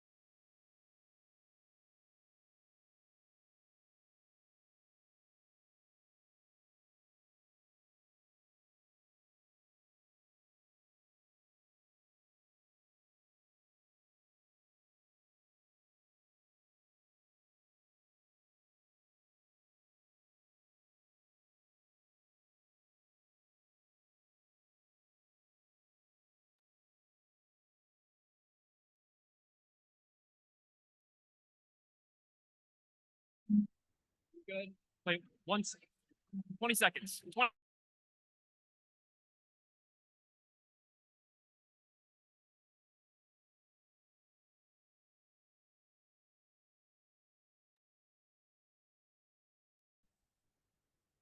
Thank you guys for coming again. We'll get started on our audience questions portion here. So if you didn't hear me before, if you want to ask a question, all we ask is that you find one of our guys here. This is Trevor, and over there is Jack. You can find one of them. They have little note cards that you can write your question on. That's just so we can, make sure that we understand what you're going to be asking and that it fits within the whole theme of the discussion tonight. So if you have a question, go find them. They can help you. They will also be coming around to throw me mics. So once you have your question, just raise your hand. One of them will make their way over to you and we'll keep the conversation going. So once we come back, as we're coming back now, we're going to start with a few questions from the live stream. We're going to ask 3 or 4 questions from there. Then we will go to all of you for the rest of the night until we go to closing statements around 9:20. And I will pass it over to our moderators again. Thank you. So for each of our audience questions, they will be addressed to either the Republicans or Democrats, who will go first, followed by a response from the other party. For each audience question, we will allow 2 total responses per party.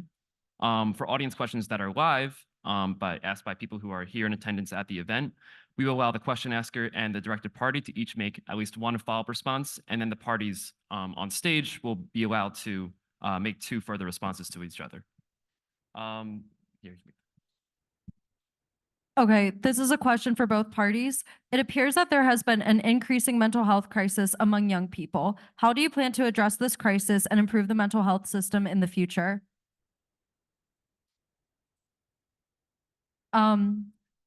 Republicans, you may go first. Yeah, I think there's a number of things you can do. You need good investment into good mental health programs to help people especially in schools. You need to try to lessen the impact of fatherlessness as much as possible, because that to a very high degree impacts mental health outcomes. It impacts criminality outcomes. It impacts poverty outcomes. Growing up in a home without a father is the biggest predictor of criminality or poverty that you can have anywhere. So I think that contributes to a lot. So that definitely needs to be looked into. I think just better education policy generally helps with mental health outcomes and making sure that people are properly socialized from a young age. Thank you. Pitt Democrats, you may now make your response. So both parties like to talk about mental health, and one party likes to act on mental health. One of the clear examples of this, as part of the series of bills that the Biden administration passed early in its tenure, hundreds of millions were invested specifically for the purpose of funding mental health services at schools, both colleges and the K through 12 system, because I'm sure all of us have experienced this at some point, that our mental health services that are offered at colleges and K through 12 are not adequate, and so those hundreds of millions will go towards improving that. And furthermore, I think I could speak for a lot of us when I could say something really major we could do to improve the state of mental health in this country, along with many of the things that were mentioned by my opponent, by the way, several of which are pretty good, would be to regulate the gun problem in this country. Because I think all of us have had that experience of having to do the shooter drill, where you have to act through what would happen if your school was attacked, something that none of us should have to experience or play through or practice, and some of us have actually had to go through that. So I think making this country safer by regulating guns would also go a long way towards that. Thank you. You may now each make a concluding response for the question. You each have 1 minute. Yeah, I mean, I don't disagree with any of the things done for mental health that you mentioned, except for the fact that, I think guns is a separate topic from mental health, because mental health is addressing the root problem of some of this gun violence, but just taking away guns doesn't actually do that, because I'll be real brief, but in the places where you take away guns, people just use other things. You still have higher criminality rates, higher rates of violence in places where they take away guns, like Australia and the UK. It doesn't really actually lessen the impact. And places with more guns tend to have less gun violence, less violence generally. And if you want to hear more about this, you can go back to BridgePittsburgh's YouTube channel. I'll plug your guys' YouTube. They have our live stream of the debate last year, where me and Henry went back and forth for 15 minutes. So I'd recommend you go watch that. Good time. Thank you. Pitt Democrats, you may make your final response. Yeah, so real quick, what here, I just want to say I don't think a knife attack is nearly as dangerous or as traumatizing for millions of Americans as the several constant school shootings we see so often now that they are barely even reported, which is a genuine tragedy. But in addition to that, back on the topic of mental health too, I think a major issue we have in mental health in this country is the discrimination that millions of us endure from people of color to the LGBTQ plus community. We have a country, and specifically too, I think we have influence from a party that is pretty traumatizing to be discriminated against this constantly. So I think that's another thing that we could concretely, actionably do to help with this issue, is to make sure everyone is included equally. Thank you. Thank you. Our next question is directed at the Republicans. Do you agree with Donald Trump and the Republican Party that attacked the mail ID voting that enabled more representation about the people's vote? Yeah. Do you agree with Donald Trump and the Republican Party that attacked the mail ID voting that enabled more representation about the people's vote? Yeah. Yeah, I didn't write the question. I'm sorry.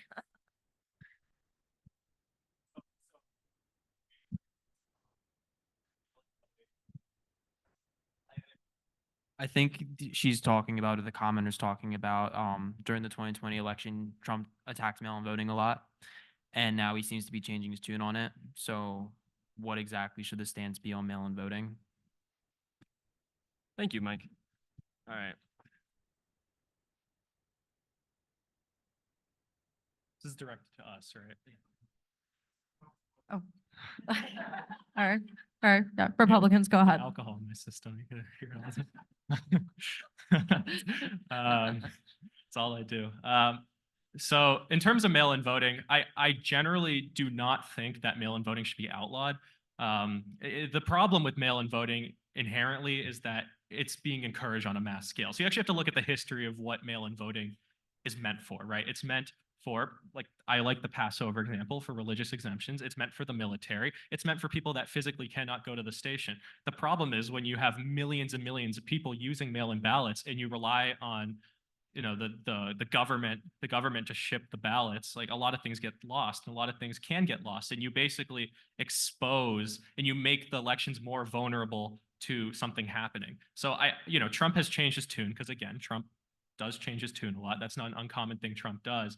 But I do agree with Trump that we should be doing more mail-in voting, because the Democrats have been embracing it. So in order for Republicans to meet them on equal grounds, they should also be embracing mail-in voting. I think it's a mistake for the Republican Party to turn against it. All right. Your time is up. Thank you. Democrats, you may now respond. Yeah, I think I'd just like to clarify. I think there's a difference between changing one's tune and lying about the information that's out there. And Trump did not have the statistics to back up the information that he was relaying to his audiences. So I'd like to start there. I'd also just like to say that I'm glad to hear that you guys agree that mail-in voting should be more accessible. I don't think this needs to be a partisan issue. I don't want it to be a partisan issue. I want everyone in this country to have access to the right to vote. And we will gladly work across party lines on that issue. All right, thank you. You may now each make a concluding response for the question. So as I said, I don't think that mail-in voting should be more accessible in the terms that millions of people should not be mail-in voting who can just go to the polling station and vote. That's just a general thing that we should be striving for as the American public, is to vote in person, because that is objectively the most secure way to run an election. It's true, I understand the statistics you presented, but why even have those statistics in the first place? Why not just bring it to 0%? Why not just, at the very least, make it so that everyone is 100% confident in the election? The reality is, due to the political climate right now, both sides are set to deny the 2024 election. The Democrats have been setting up to deny it by accusing Trump of being a criminal. And so if Trump wins, they're going to say a criminal won. I'm telling you this was going to happen. If Trump wins, a criminal won. The criminal should not be in the presidency. And obviously the Republicans are going to do the same thing if Trump loses. The problem is that, this rhetoric has gotten so bad, the political division is so bad, that we have to do everything in our power to secure our elections. And yes, that does include only using mail-in ballots for people that actually need it. All right, thank you. Democrats, you may now make your concluding response. Yeah, I'd just like to start by saying we have no interest in election denial. I'd like to make that extraordinarily clear. That is not something we promote now. That is not something we plan on promoting in the future. Beyond that, I'd like to go back to the point of, well, mail-in ballots. Why does everyone need them? I gave you the statistics. Listen, if we were in a society where everyone could access an ID, we'd be having a different conversation. I'm not opposed to the concept of people voting in person. I'm opposed to the fact that not everyone has access to voting in person. Accessibility is the fundamental issue that we're talking about when we're talking about mail-in voting. And again, I'd just like to say, I think it's really important that we take candidates at face value and what they say carries weight, and the audiences they reach with their platforms carries weight. And I think it's important to consider the fact that Donald Trump did lie on this issue. Thank you. You did lie, I agree. This is a question directed at the Pitt Democrats. Should criminals be allowed to vote?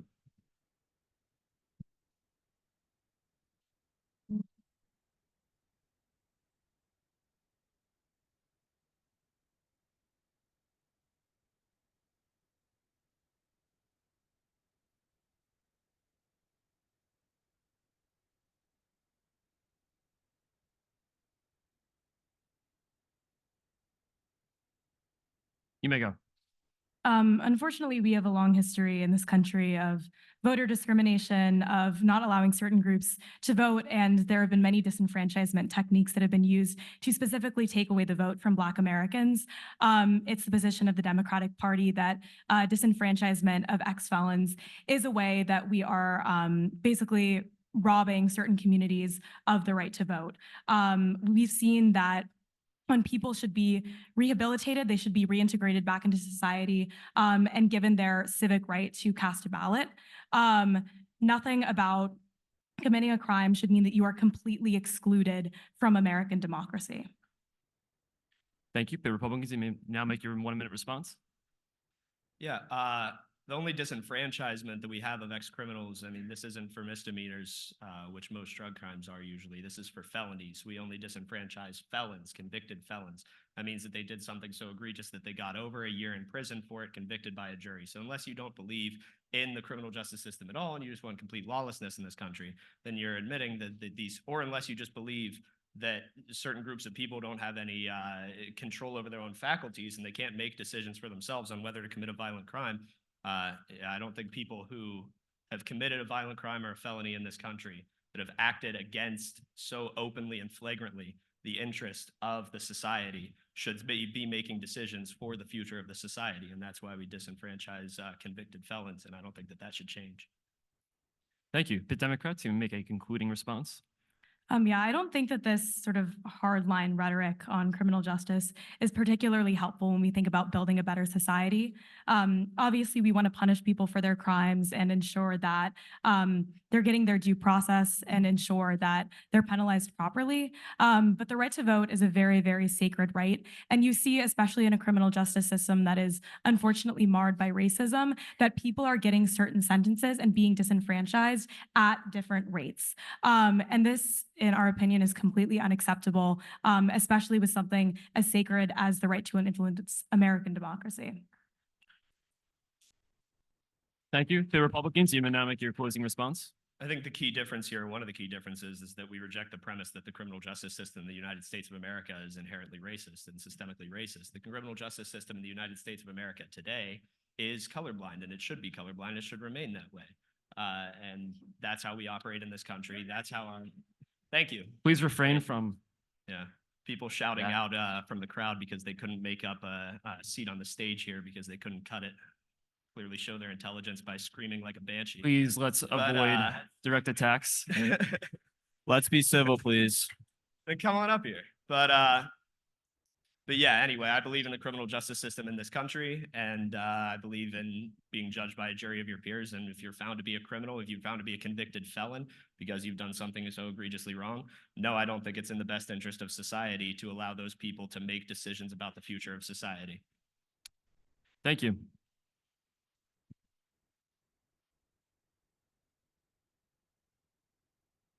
Our next question will be directed at both parties.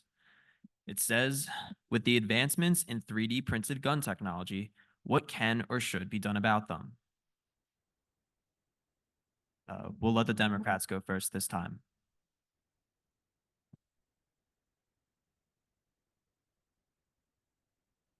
Good to go, or? Yeah, you may begin. Yes, this is a pretty complicated issue. I don't think either of us up here are going to pretend to be experts on 3D printing and the intricacies therein. I'm certainly not. Yeah. I've touched one once in my life and I did not do well with it. Anyway, but on that topic, we know the party's positions on gun control. I think that there is, when it comes to the danger that is being presented, is that certain elements that are banned within firearms, things like bump stocks, things like that, that are additions or modifications to weapons, can be illegally printed, downloaded, and attached to weapons that can make them far deadlier. When you look at things that can increase the fire rate of assault rifles and things like that tenfold, I don't know if those numbers are accurate, but increase them by a lot, it's clear that these shouldn't be allowed, and we should do what we can to stop it. I'm not sure what that policy program is because I'm not a digital expert, but there is methods to restrict certain files from being downloaded, and I think that we should encourage that. Thank you. Republicans, you may make your statement. Yeah, I'm certainly no tech expert. I've never even touched a 3D printer, so you're one ahead of me. But I'm kind of a Luddite with technology, so I don't really know exactly how to answer the question other than I do think that the things that are banned already, like bump stocks or like other things that have been deemed to be banned in certain capacities, or for certain groups of people, like ex-felons can't carry a firearm. I think that with increasing technology, we do need a government that's going to keep up with the times in that technology, and they do need to make sure that they're addressing things such as the increasing technology, making sure that this doesn't become a loophole for people to get around pre-existing laws. Yeah. Thank you. Democrats, you may make your closing remark. Yeah, I think we actually agreed on this one. So yeah, there's that. You're building connections here, but anyway, I do want to take a moment to, while we're talking about data regulation, things like that, I want to take a little bit of a pivot and talk about data government laws, things like that. I do think that we should have a conversation about how we are an increasingly globalized and on the internet society. And I do think that we should have these conversations about how we can best regulate how that grows, right? And as Democrats, we believe in a government that helps people and benefits people, and also a government that keeps people safe. And to that end, things like weapon attachments or 3D printed firearms, we should explore every possible pathway to make sure that they are not easily accessible. And we should also do what we can to make sure that this kind of dangerous internet file does not get spread. Thank you. Republicans, you may make your closing remarks. Yeah, I mean, I pretty much agree. The Republicans want to help and benefit and keep people safe too. So particularly for people who shouldn't be accessing these things. If they're made of metal, if they're made of plastic and do the same function, then you shouldn't be accessing them either. So I think we really need to have a cybersecurity focus to try to fight these things. But just, I guess, a final point, I do think it goes to show the broader point, which is we already have so many firearms in this country and so many ways to manufacture them and ways to distribute them, that just blanket laws banning firearms, not for particular groups of people, but just for everybody, are never going to be efficacious, because someone with malintent, someone with bad ideas who wants to do bad things, is always going to be able to find a way to get their hands on one. It's just the fact of the reality. We have over 400 million firearms in this country. You should try to limit the access to the people as best you possibly can who have bad intent, but taking it out of the hands of people who have good intent. If somebody's planning on committing murder, they're not going to be worried about getting caught for a minor crime of possessing a firearm that they shouldn't. Thank you. We will now be moving on to in-person questions.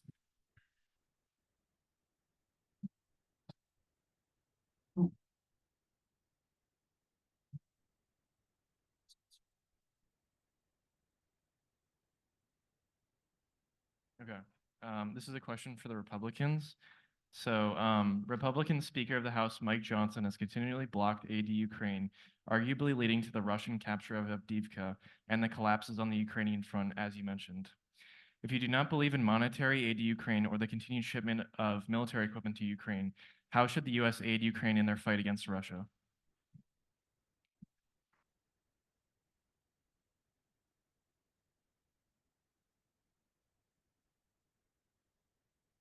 So again, the war in Ukraine is incredibly complicated. I think that in America, it's been basically drawn down to a very black and white thing where Republicans don't want to give aid or Republicans do want to give aid.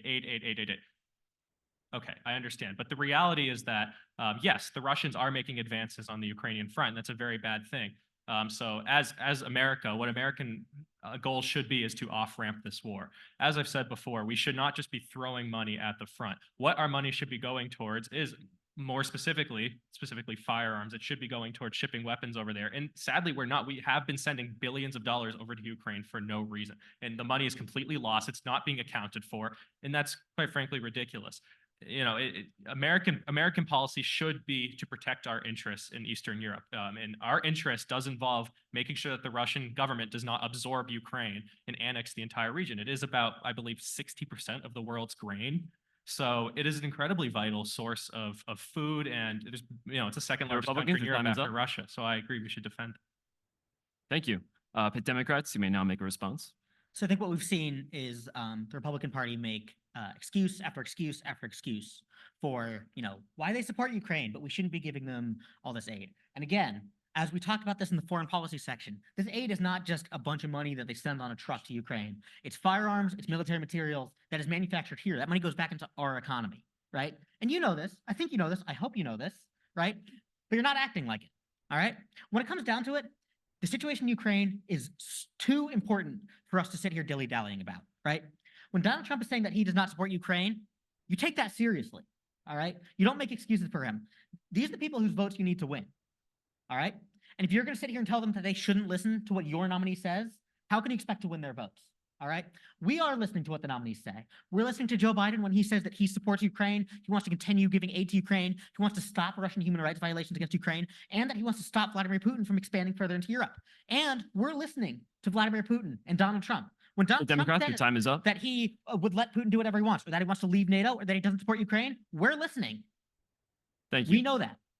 Pitt Republicans, you may now make your concluding statement. Again, the left has completely taken what Trump said about NATO out of context to the grandest of scales. Trump did not say that he's just going to let Putin do whatever he wants. He was clearly joking. If you actually watch the video, he was joking. I'm sorry, he was joking. He was obviously kidding. Trump's point was that the NATO countries should each be paying 2% of their GDP. Currently, less than 10 countries in NATO actually meet that 2% margin. And what Trump said is you need to either boost that up or the United States does not have an obligation to defend you. And you know what? If it takes strong-arming the NATO countries into making them pay their fair share, it's not fair that the American taxpayer should have to sit here and foot the bill for the country's defense all across Europe. If they want American military support and military aid, then the European countries need to step it up too. But by the way, in terms of Trump not supporting Ukraine, I don't believe that a war broke out in Eastern Europe under the Trump presidency. I believe that was under the Biden administration. The Biden administration is the one that failed to prevent a war in Ukraine, not Trump. So when we're sitting here and talking about who actually preserves peace and stability and sovereignty in Eastern Europe, it's President Trump, objectively. Thank you, Pitt Democrats. You may make a concluding remark.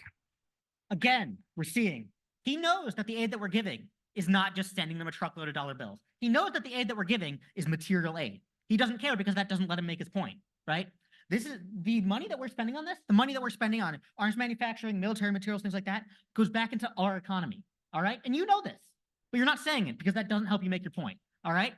And the thing is about Trump, when he says that he wants to leave NATO, we can't make that assumption that he's joking or it was taken out of context, right? We have to take that seriously. When you say that you want him to strong arm those countries, that means that you want him to take that seriously too. All right. We stand for the defense of Europe and for self-determination of people across the world. All right. Seems like you don't. And that's been made clear time and time again. And you're going to get up here and you're going to make excuses for Trump. You're going to say that we shouldn't listen to him. You're going to say he was joking. But it's clear. We've seen his presidency. He has looked for time after time after time to abandon our European allies and our allies across the country. All right. If you're looking at when war broke out under Joe Biden, the reason that war didn't break out under Trump is because he was nice to them. He was playing ball, right? Joe Biden says, we're not going to Democrats, your time is up. Funding Ukraine's struggle against Russia, funding the Ukrainian people's struggle against Russia's war crime. Democrats, your time is up. Thank you. Thank you. Oh, I don't have one more. No, I don't think so, no. I will say just for, because we're short on time, we are only going to allow one response from each party for the remaining audience questions. Yeah, let's move on to the next one. Okay, so this question comes from someone who prefer not to speak. The question is, as an Asian American applying to medical school, why do I feel like I need to work harder than other applicants just because I am a overrepresented minority in medicine? Either party may go first.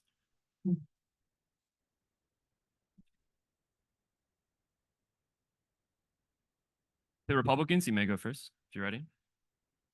Why do Asian Americans have to work harder? That was the question that I posed, one that doesn't have an answer, because it's unjust. Because the burden of your merit is now being shifted through a socialist administration regime onto those who are not as meritorious. It doesn't get any more clear than that. The fact is, Asians are a disfavored race under the woke administration, along with whites and anybody else who is white adjacent. Everybody else who, under this conflicted theory of critical perspectives, does not fit into the left's worldview of advantage and disadvantaged, it has to pay the price, has to be excluded, has to work harder, is kneecapped and disadvantaged. This is, strictly speaking, totalitarianism. It's the model that's instituted in, say, CCP, Soviet Union. Certain races are favored, certain are not. Deal with it. Thank you. Pitt Democrats, you may now make your response. Yeah, first of all, I'm learning so much from you tonight, again, that I, as an Asian American, am a disfavored race under the communist Biden woke administration.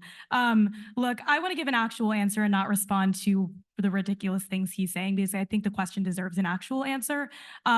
Look, I applied to college as someone who's half Asian, who put that on my college application. My mother is an Asian immigrant who went to pharmacy school, so I hope that we can relate a little bit on this question. I understand that there's frustration within some segments of the Asian community with college admissions, and I think a lot of that is how the process is portrayed. We're fighting for very, very few seats at a very small number of selective institutions. Affirmative action isn't practiced at the vast majority of higher education institutions in this country. So it really shouldn't be this huge concern that's being blown out of proportion. The fact is that Asian Americans are still very disproportionately overrepresented at higher education institutions, but there is room for reform in how we do our admissions practices, but we can't do any of that because under the Trump administration, because from Trump appointed judges, affirmative action was ended in this country. Thank you. We will now be moving on to the next audience question.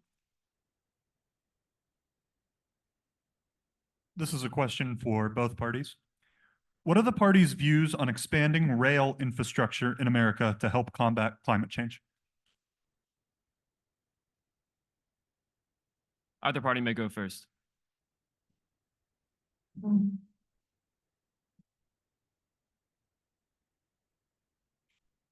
Love train. I mean, they're cool. They go choo-choo. We can find common ground. Yes, we agree that trains go choo-choo. So are we speaking first, sorry? Either party may go first. All right, yeah. So the dream of America is from sea to shining sea, a country united, a country connected. And I believe that one of the best ways to do that is through increasing spending on our rail programs. When you look at somewhere like the Acela corridor that has incredibly fast rail, incredibly convenient and cheap transportation options, it's one of the best ways to commute somewhere, right? And it's our goal as Democrats, and this is a bill that's been introduced by Representative Seth Moulton, that we can ensure that those connections are as best they can possibly be, and that we're expanding them all the way across the country, right? From Washington, D.C. to Los Angeles, from Miami to Seattle, everybody can get across the country, across this beautiful country, and see as much of it as they want, right? The goal of America is a nation united and a nation that is brought together, and I think that rail is one of the best ways that we can do that. Thank you. The Republicans may make a response. Yeah, James Polk and Abraham Lincoln would be happy to hear that we fully embraced manifest destiny. But I do like the idea generally of having a rail system that allows people to get around the country more effectively, more efficiently. I think people should see more of this beautiful country from sea to shining sea. My only question would be, I haven't read the bill. So there would have to be some analysis maybe from the Congressional Budget Office, which does independent analysis of the costs of things. How much this is going to cost each individual American taxpayer right now, because right now they don't have enough money in their pockets to pay for the things they need to pay for. So if we're going to be inflating the currency even more and putting us more at risk of BRICS trying to devalue our currency from the outside and make the dollar not the world reserve currency because it's been so devalued, if we're putting that at risk for public rail, that's a cost-benefit analysis you have to make. I think probably the costs outweigh the benefits unless they can find a way to do it monetarily responsibly. Monetarily. The Republicans, their time is up. Responsibly, I suppose. So fiscal responsibility first, but I think it's a great idea. Thank you. We are now moving on to the next audience question. Should transgender athletes be allowed to participate in sports that differ from their biological sex?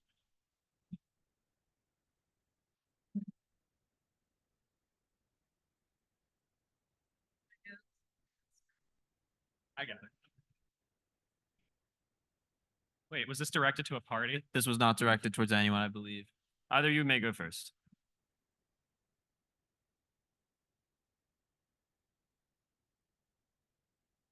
I think everyone knows what I think about this, but I think that in the United States, right? I'm going to go for a more philosophical perspective here. The United States has ingrained certain rights for women and for men in this country, right? Women having, for example, access to their own locker rooms, access to their own bathrooms, and yes, access to their own sports. Why do you think we created women's sports in the first place? It's because the women cannot genetically, biologically compete with men equally in sports. And we all know, everyone knows this is true. Some people just deny it. Everyone knows it's true. It's incredibly unfair to have a grown man go into a locker room, naked, which is, I've seen endless cases of this across the country. Please refrain from intervening in the discussion. Thank you. It's horrid. It's horrid. The women's locker rooms are supposed to be places of privacy, and it's completely unfair to allow men to go into rooms. Okay, I'll give you my snap after. Okay, let's just show. It's completely unfair. It's unjust and it's disgusting. Women deserve privacy, and if we don't provide that as a society, then we basically strip women of the special rights that we have granted them, which are amazing and beautiful. The Republican, your time is up. Thank you. The Democrats, you may now make your response. I'd like to say, as a woman, I have never felt insulted by the mere existence of trans people. And I think that it really takes away from our discussion when we demonize the LGBTQ community in this way.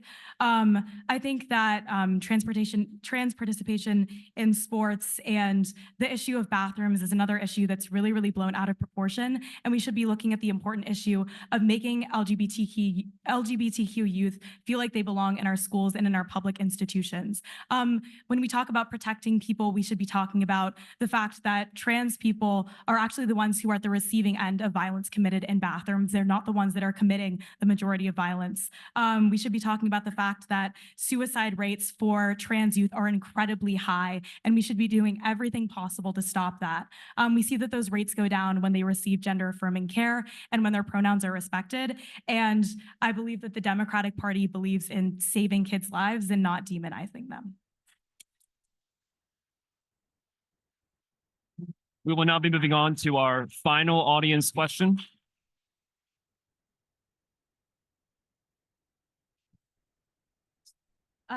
So given just the recent, I'll stand, the recent decisions by the Supreme Court regarding abortion rights and overturning 50-year established precedent,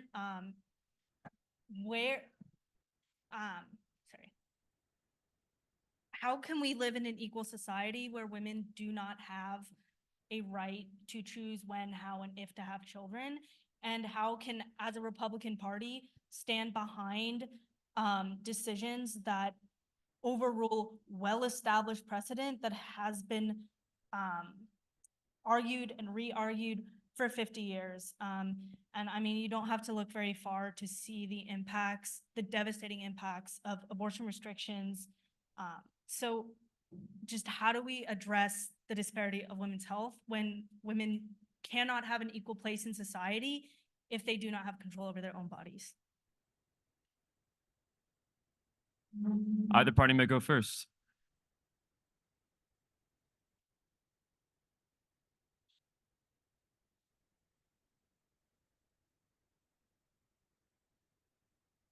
Democrats, you may go.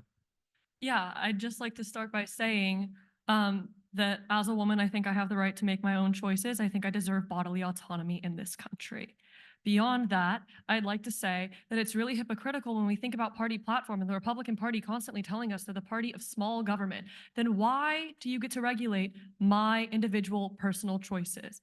My right to do what I would like to do with my body, to make the decisions that are best for me, my family, my healthcare and well-being should be made between me and my doctor. I don't need the government involved.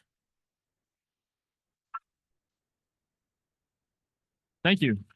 Pitt Republicans, you may now make your response. I do believe that us women, we have the right to choose when, how, and if we have children. I mean, we consent to sex, right? You walk up to a man and or the vice versa and you have sex. That is you choosing that you could possibly procreate. I mean, furthermore, if you don't want to just not have a baby, we have birth control pills. We have a whole bunch of other different birth control options. I mean, me personally, I feel like I have the choice always if I want to have a kid or not. I just don't know if bodily autonomy can be affected when you have another person living inside of you. That is a human life right there. That's a baby from the start of conception. Whether you agree or disagree, that's just biological facts there. Thank you.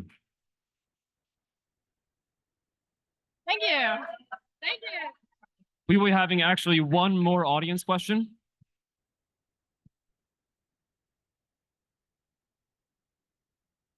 So this question is for both parties, and I want specifically Josh and Henry to answer this.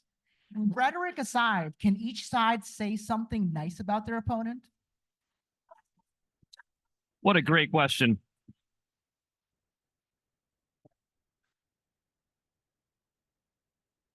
Henry should go first. No, I think you should go first. Very, very nice of you to offer, but yeah. Whoever wants to go can take it.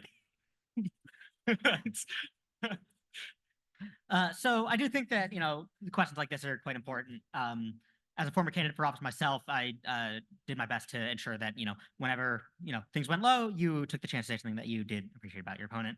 I do think that the Republicans here are showing a lot of courage at university, where the Republican Party is not very popular, to put it lightly, to come up here and say things that they're saying. I don't agree with them, and you all don't agree with them either. But it does show a level of courage that I don't know if I would have. So, yeah. Thank you, Henry. The Republicans, you may make your response. I mean, I will say, was this meant to, I'm meant to compliment the Democrats or Henry? Henry. Yeah, I didn't get a compliment, so I think you should have one. I think you've done a very good job at that. Thank you. Okay, there we go. I think Henry is probably the most passionate guy up here. He's extremely into what he talks about. Henry is obviously like every issue he comes up here and he is like ready to go. It doesn't matter what it is. It could be about railways, or it could be probably if we talked about the beach. I'm sure Henry has a vivid opinion on that, and that's a good thing. It's a good thing. I do, to be clear. No, and that's good, right? I mean, I believe that everyone should think for themselves, and Henry's a good example of that. But everyone in this room, you should not follow party lines when it comes to voting. Don't just say you want to vote for President Biden because you're a Democrat, and don't just vote for Trump because you're a Republican. Actually look at their policies and think about who you agree with, because that's really important for the future of this country. Voting along party lines it's really degrade our democracy. Thank you.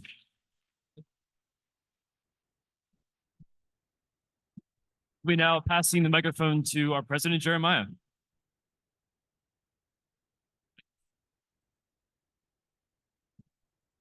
Okay, thank you, everybody. That is going to be the end of our audience questions section. I am sorry to those who did not get their question asked.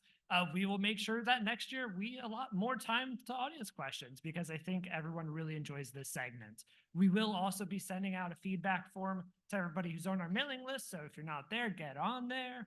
And yeah, you can submit all your feedback there if there's something that we could improve about this event. Before we end, we're going to give 3 minutes to each side for closing remarks. You guys can choose who you want to send up. And after that, we will end the event. So we are going to start with the Democrats first.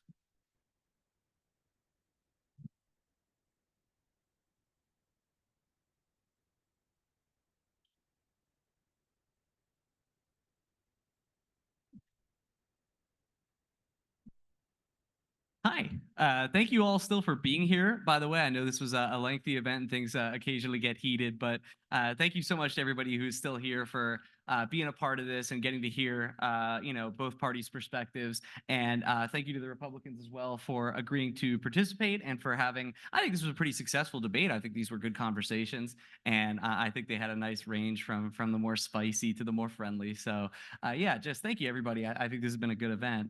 But moving on from that, I think that tonight we heard two competing visions for the future of this country. And if there's one thing I don't want to hear again, really, it's that the two parties are the same, because I don't think anybody who came to this debate can really have that perspective. But anyway, so I'll talk a little bit right now about some of the things that were discussed on that side of the aisle. So the Republicans talked about such things as feminist glaciology, disenfranchising a mere 7 million voters. They referred to us as Marxists. That's a different club. And they talked extensively on the topic of disfavored races. That's not something I've heard before. And at the state level, at the legislative level, the candidates they are advocating for have moved actively to defund the university we attend, and federal Republicans have moved to prevent the Biden administration from taking any of the beneficial actions that I and our fellow debaters had previously laid out. And when they are not attempting to block beneficial legislation, they have been attempting coups. So it's been interesting. But moving on from that, I'd like to talk about what we talked about. We advocated for a more perfect union, from economic policies that benefit working people over corporations to a foreign policy that centers diplomacy over disruption.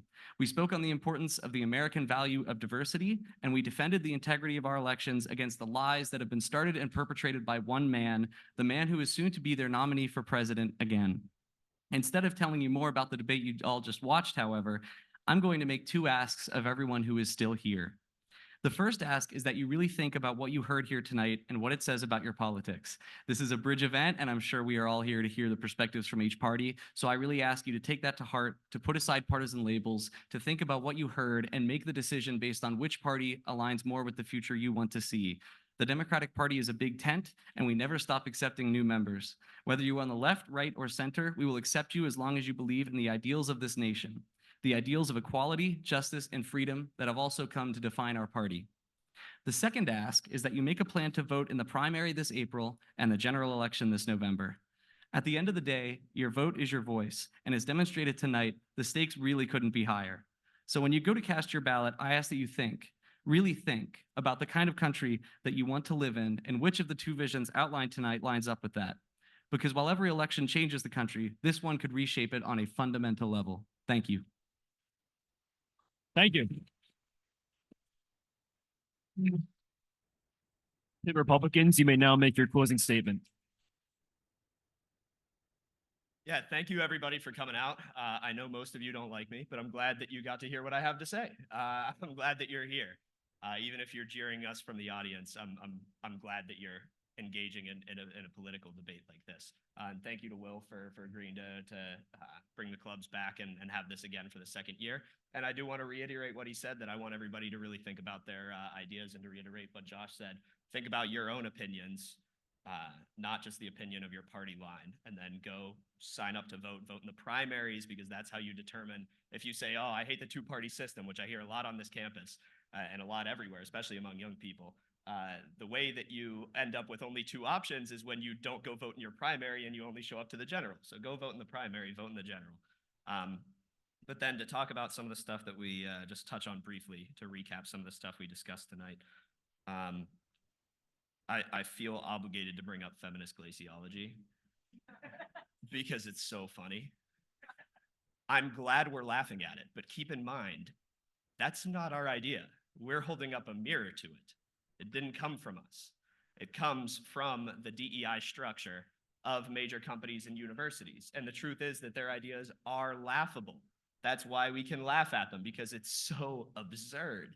And the idea that somebody who's Asian or Indian should have to work harder than somebody who's white, or somebody who's black should not have to work as hard as somebody who's white to get into a specific college, it sets them up for failure by misallocating where people would be best suited for their own success. And what we should be doing is having education reform that actually sets everybody up for success from the beginning, which is what the Democrat Governor Josh Shapiro said and ran on this platform, that he wanted school choice programs.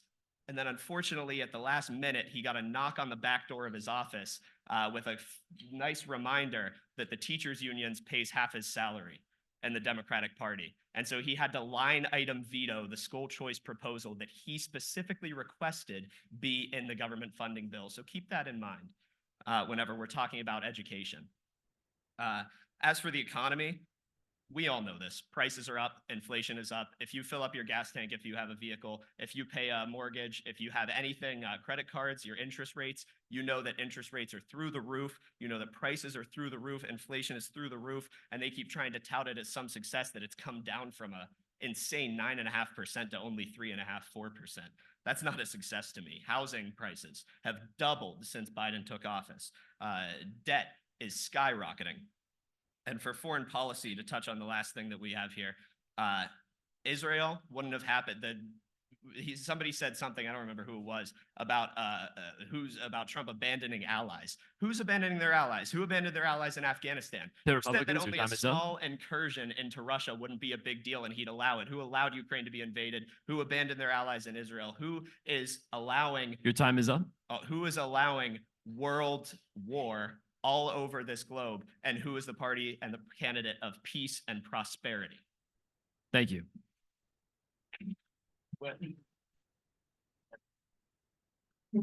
Absolutely, yeah, fantastic. And then like less eager to come. We're gonna because like there's something after. We're gonna do what I want. It's like closing statements. Okay, thank you everybody for coming. We do have another big event coming up on April 11th, Bridge the Gap. It's much more not directed here. It's much more with you guys, with the audience, where you can interact with each other a lot. If you're on our mailing list, you will get all the information out there. You can find any of us working to get on the mailing list. You can also scan QR codes on these. And thank you everybody for coming.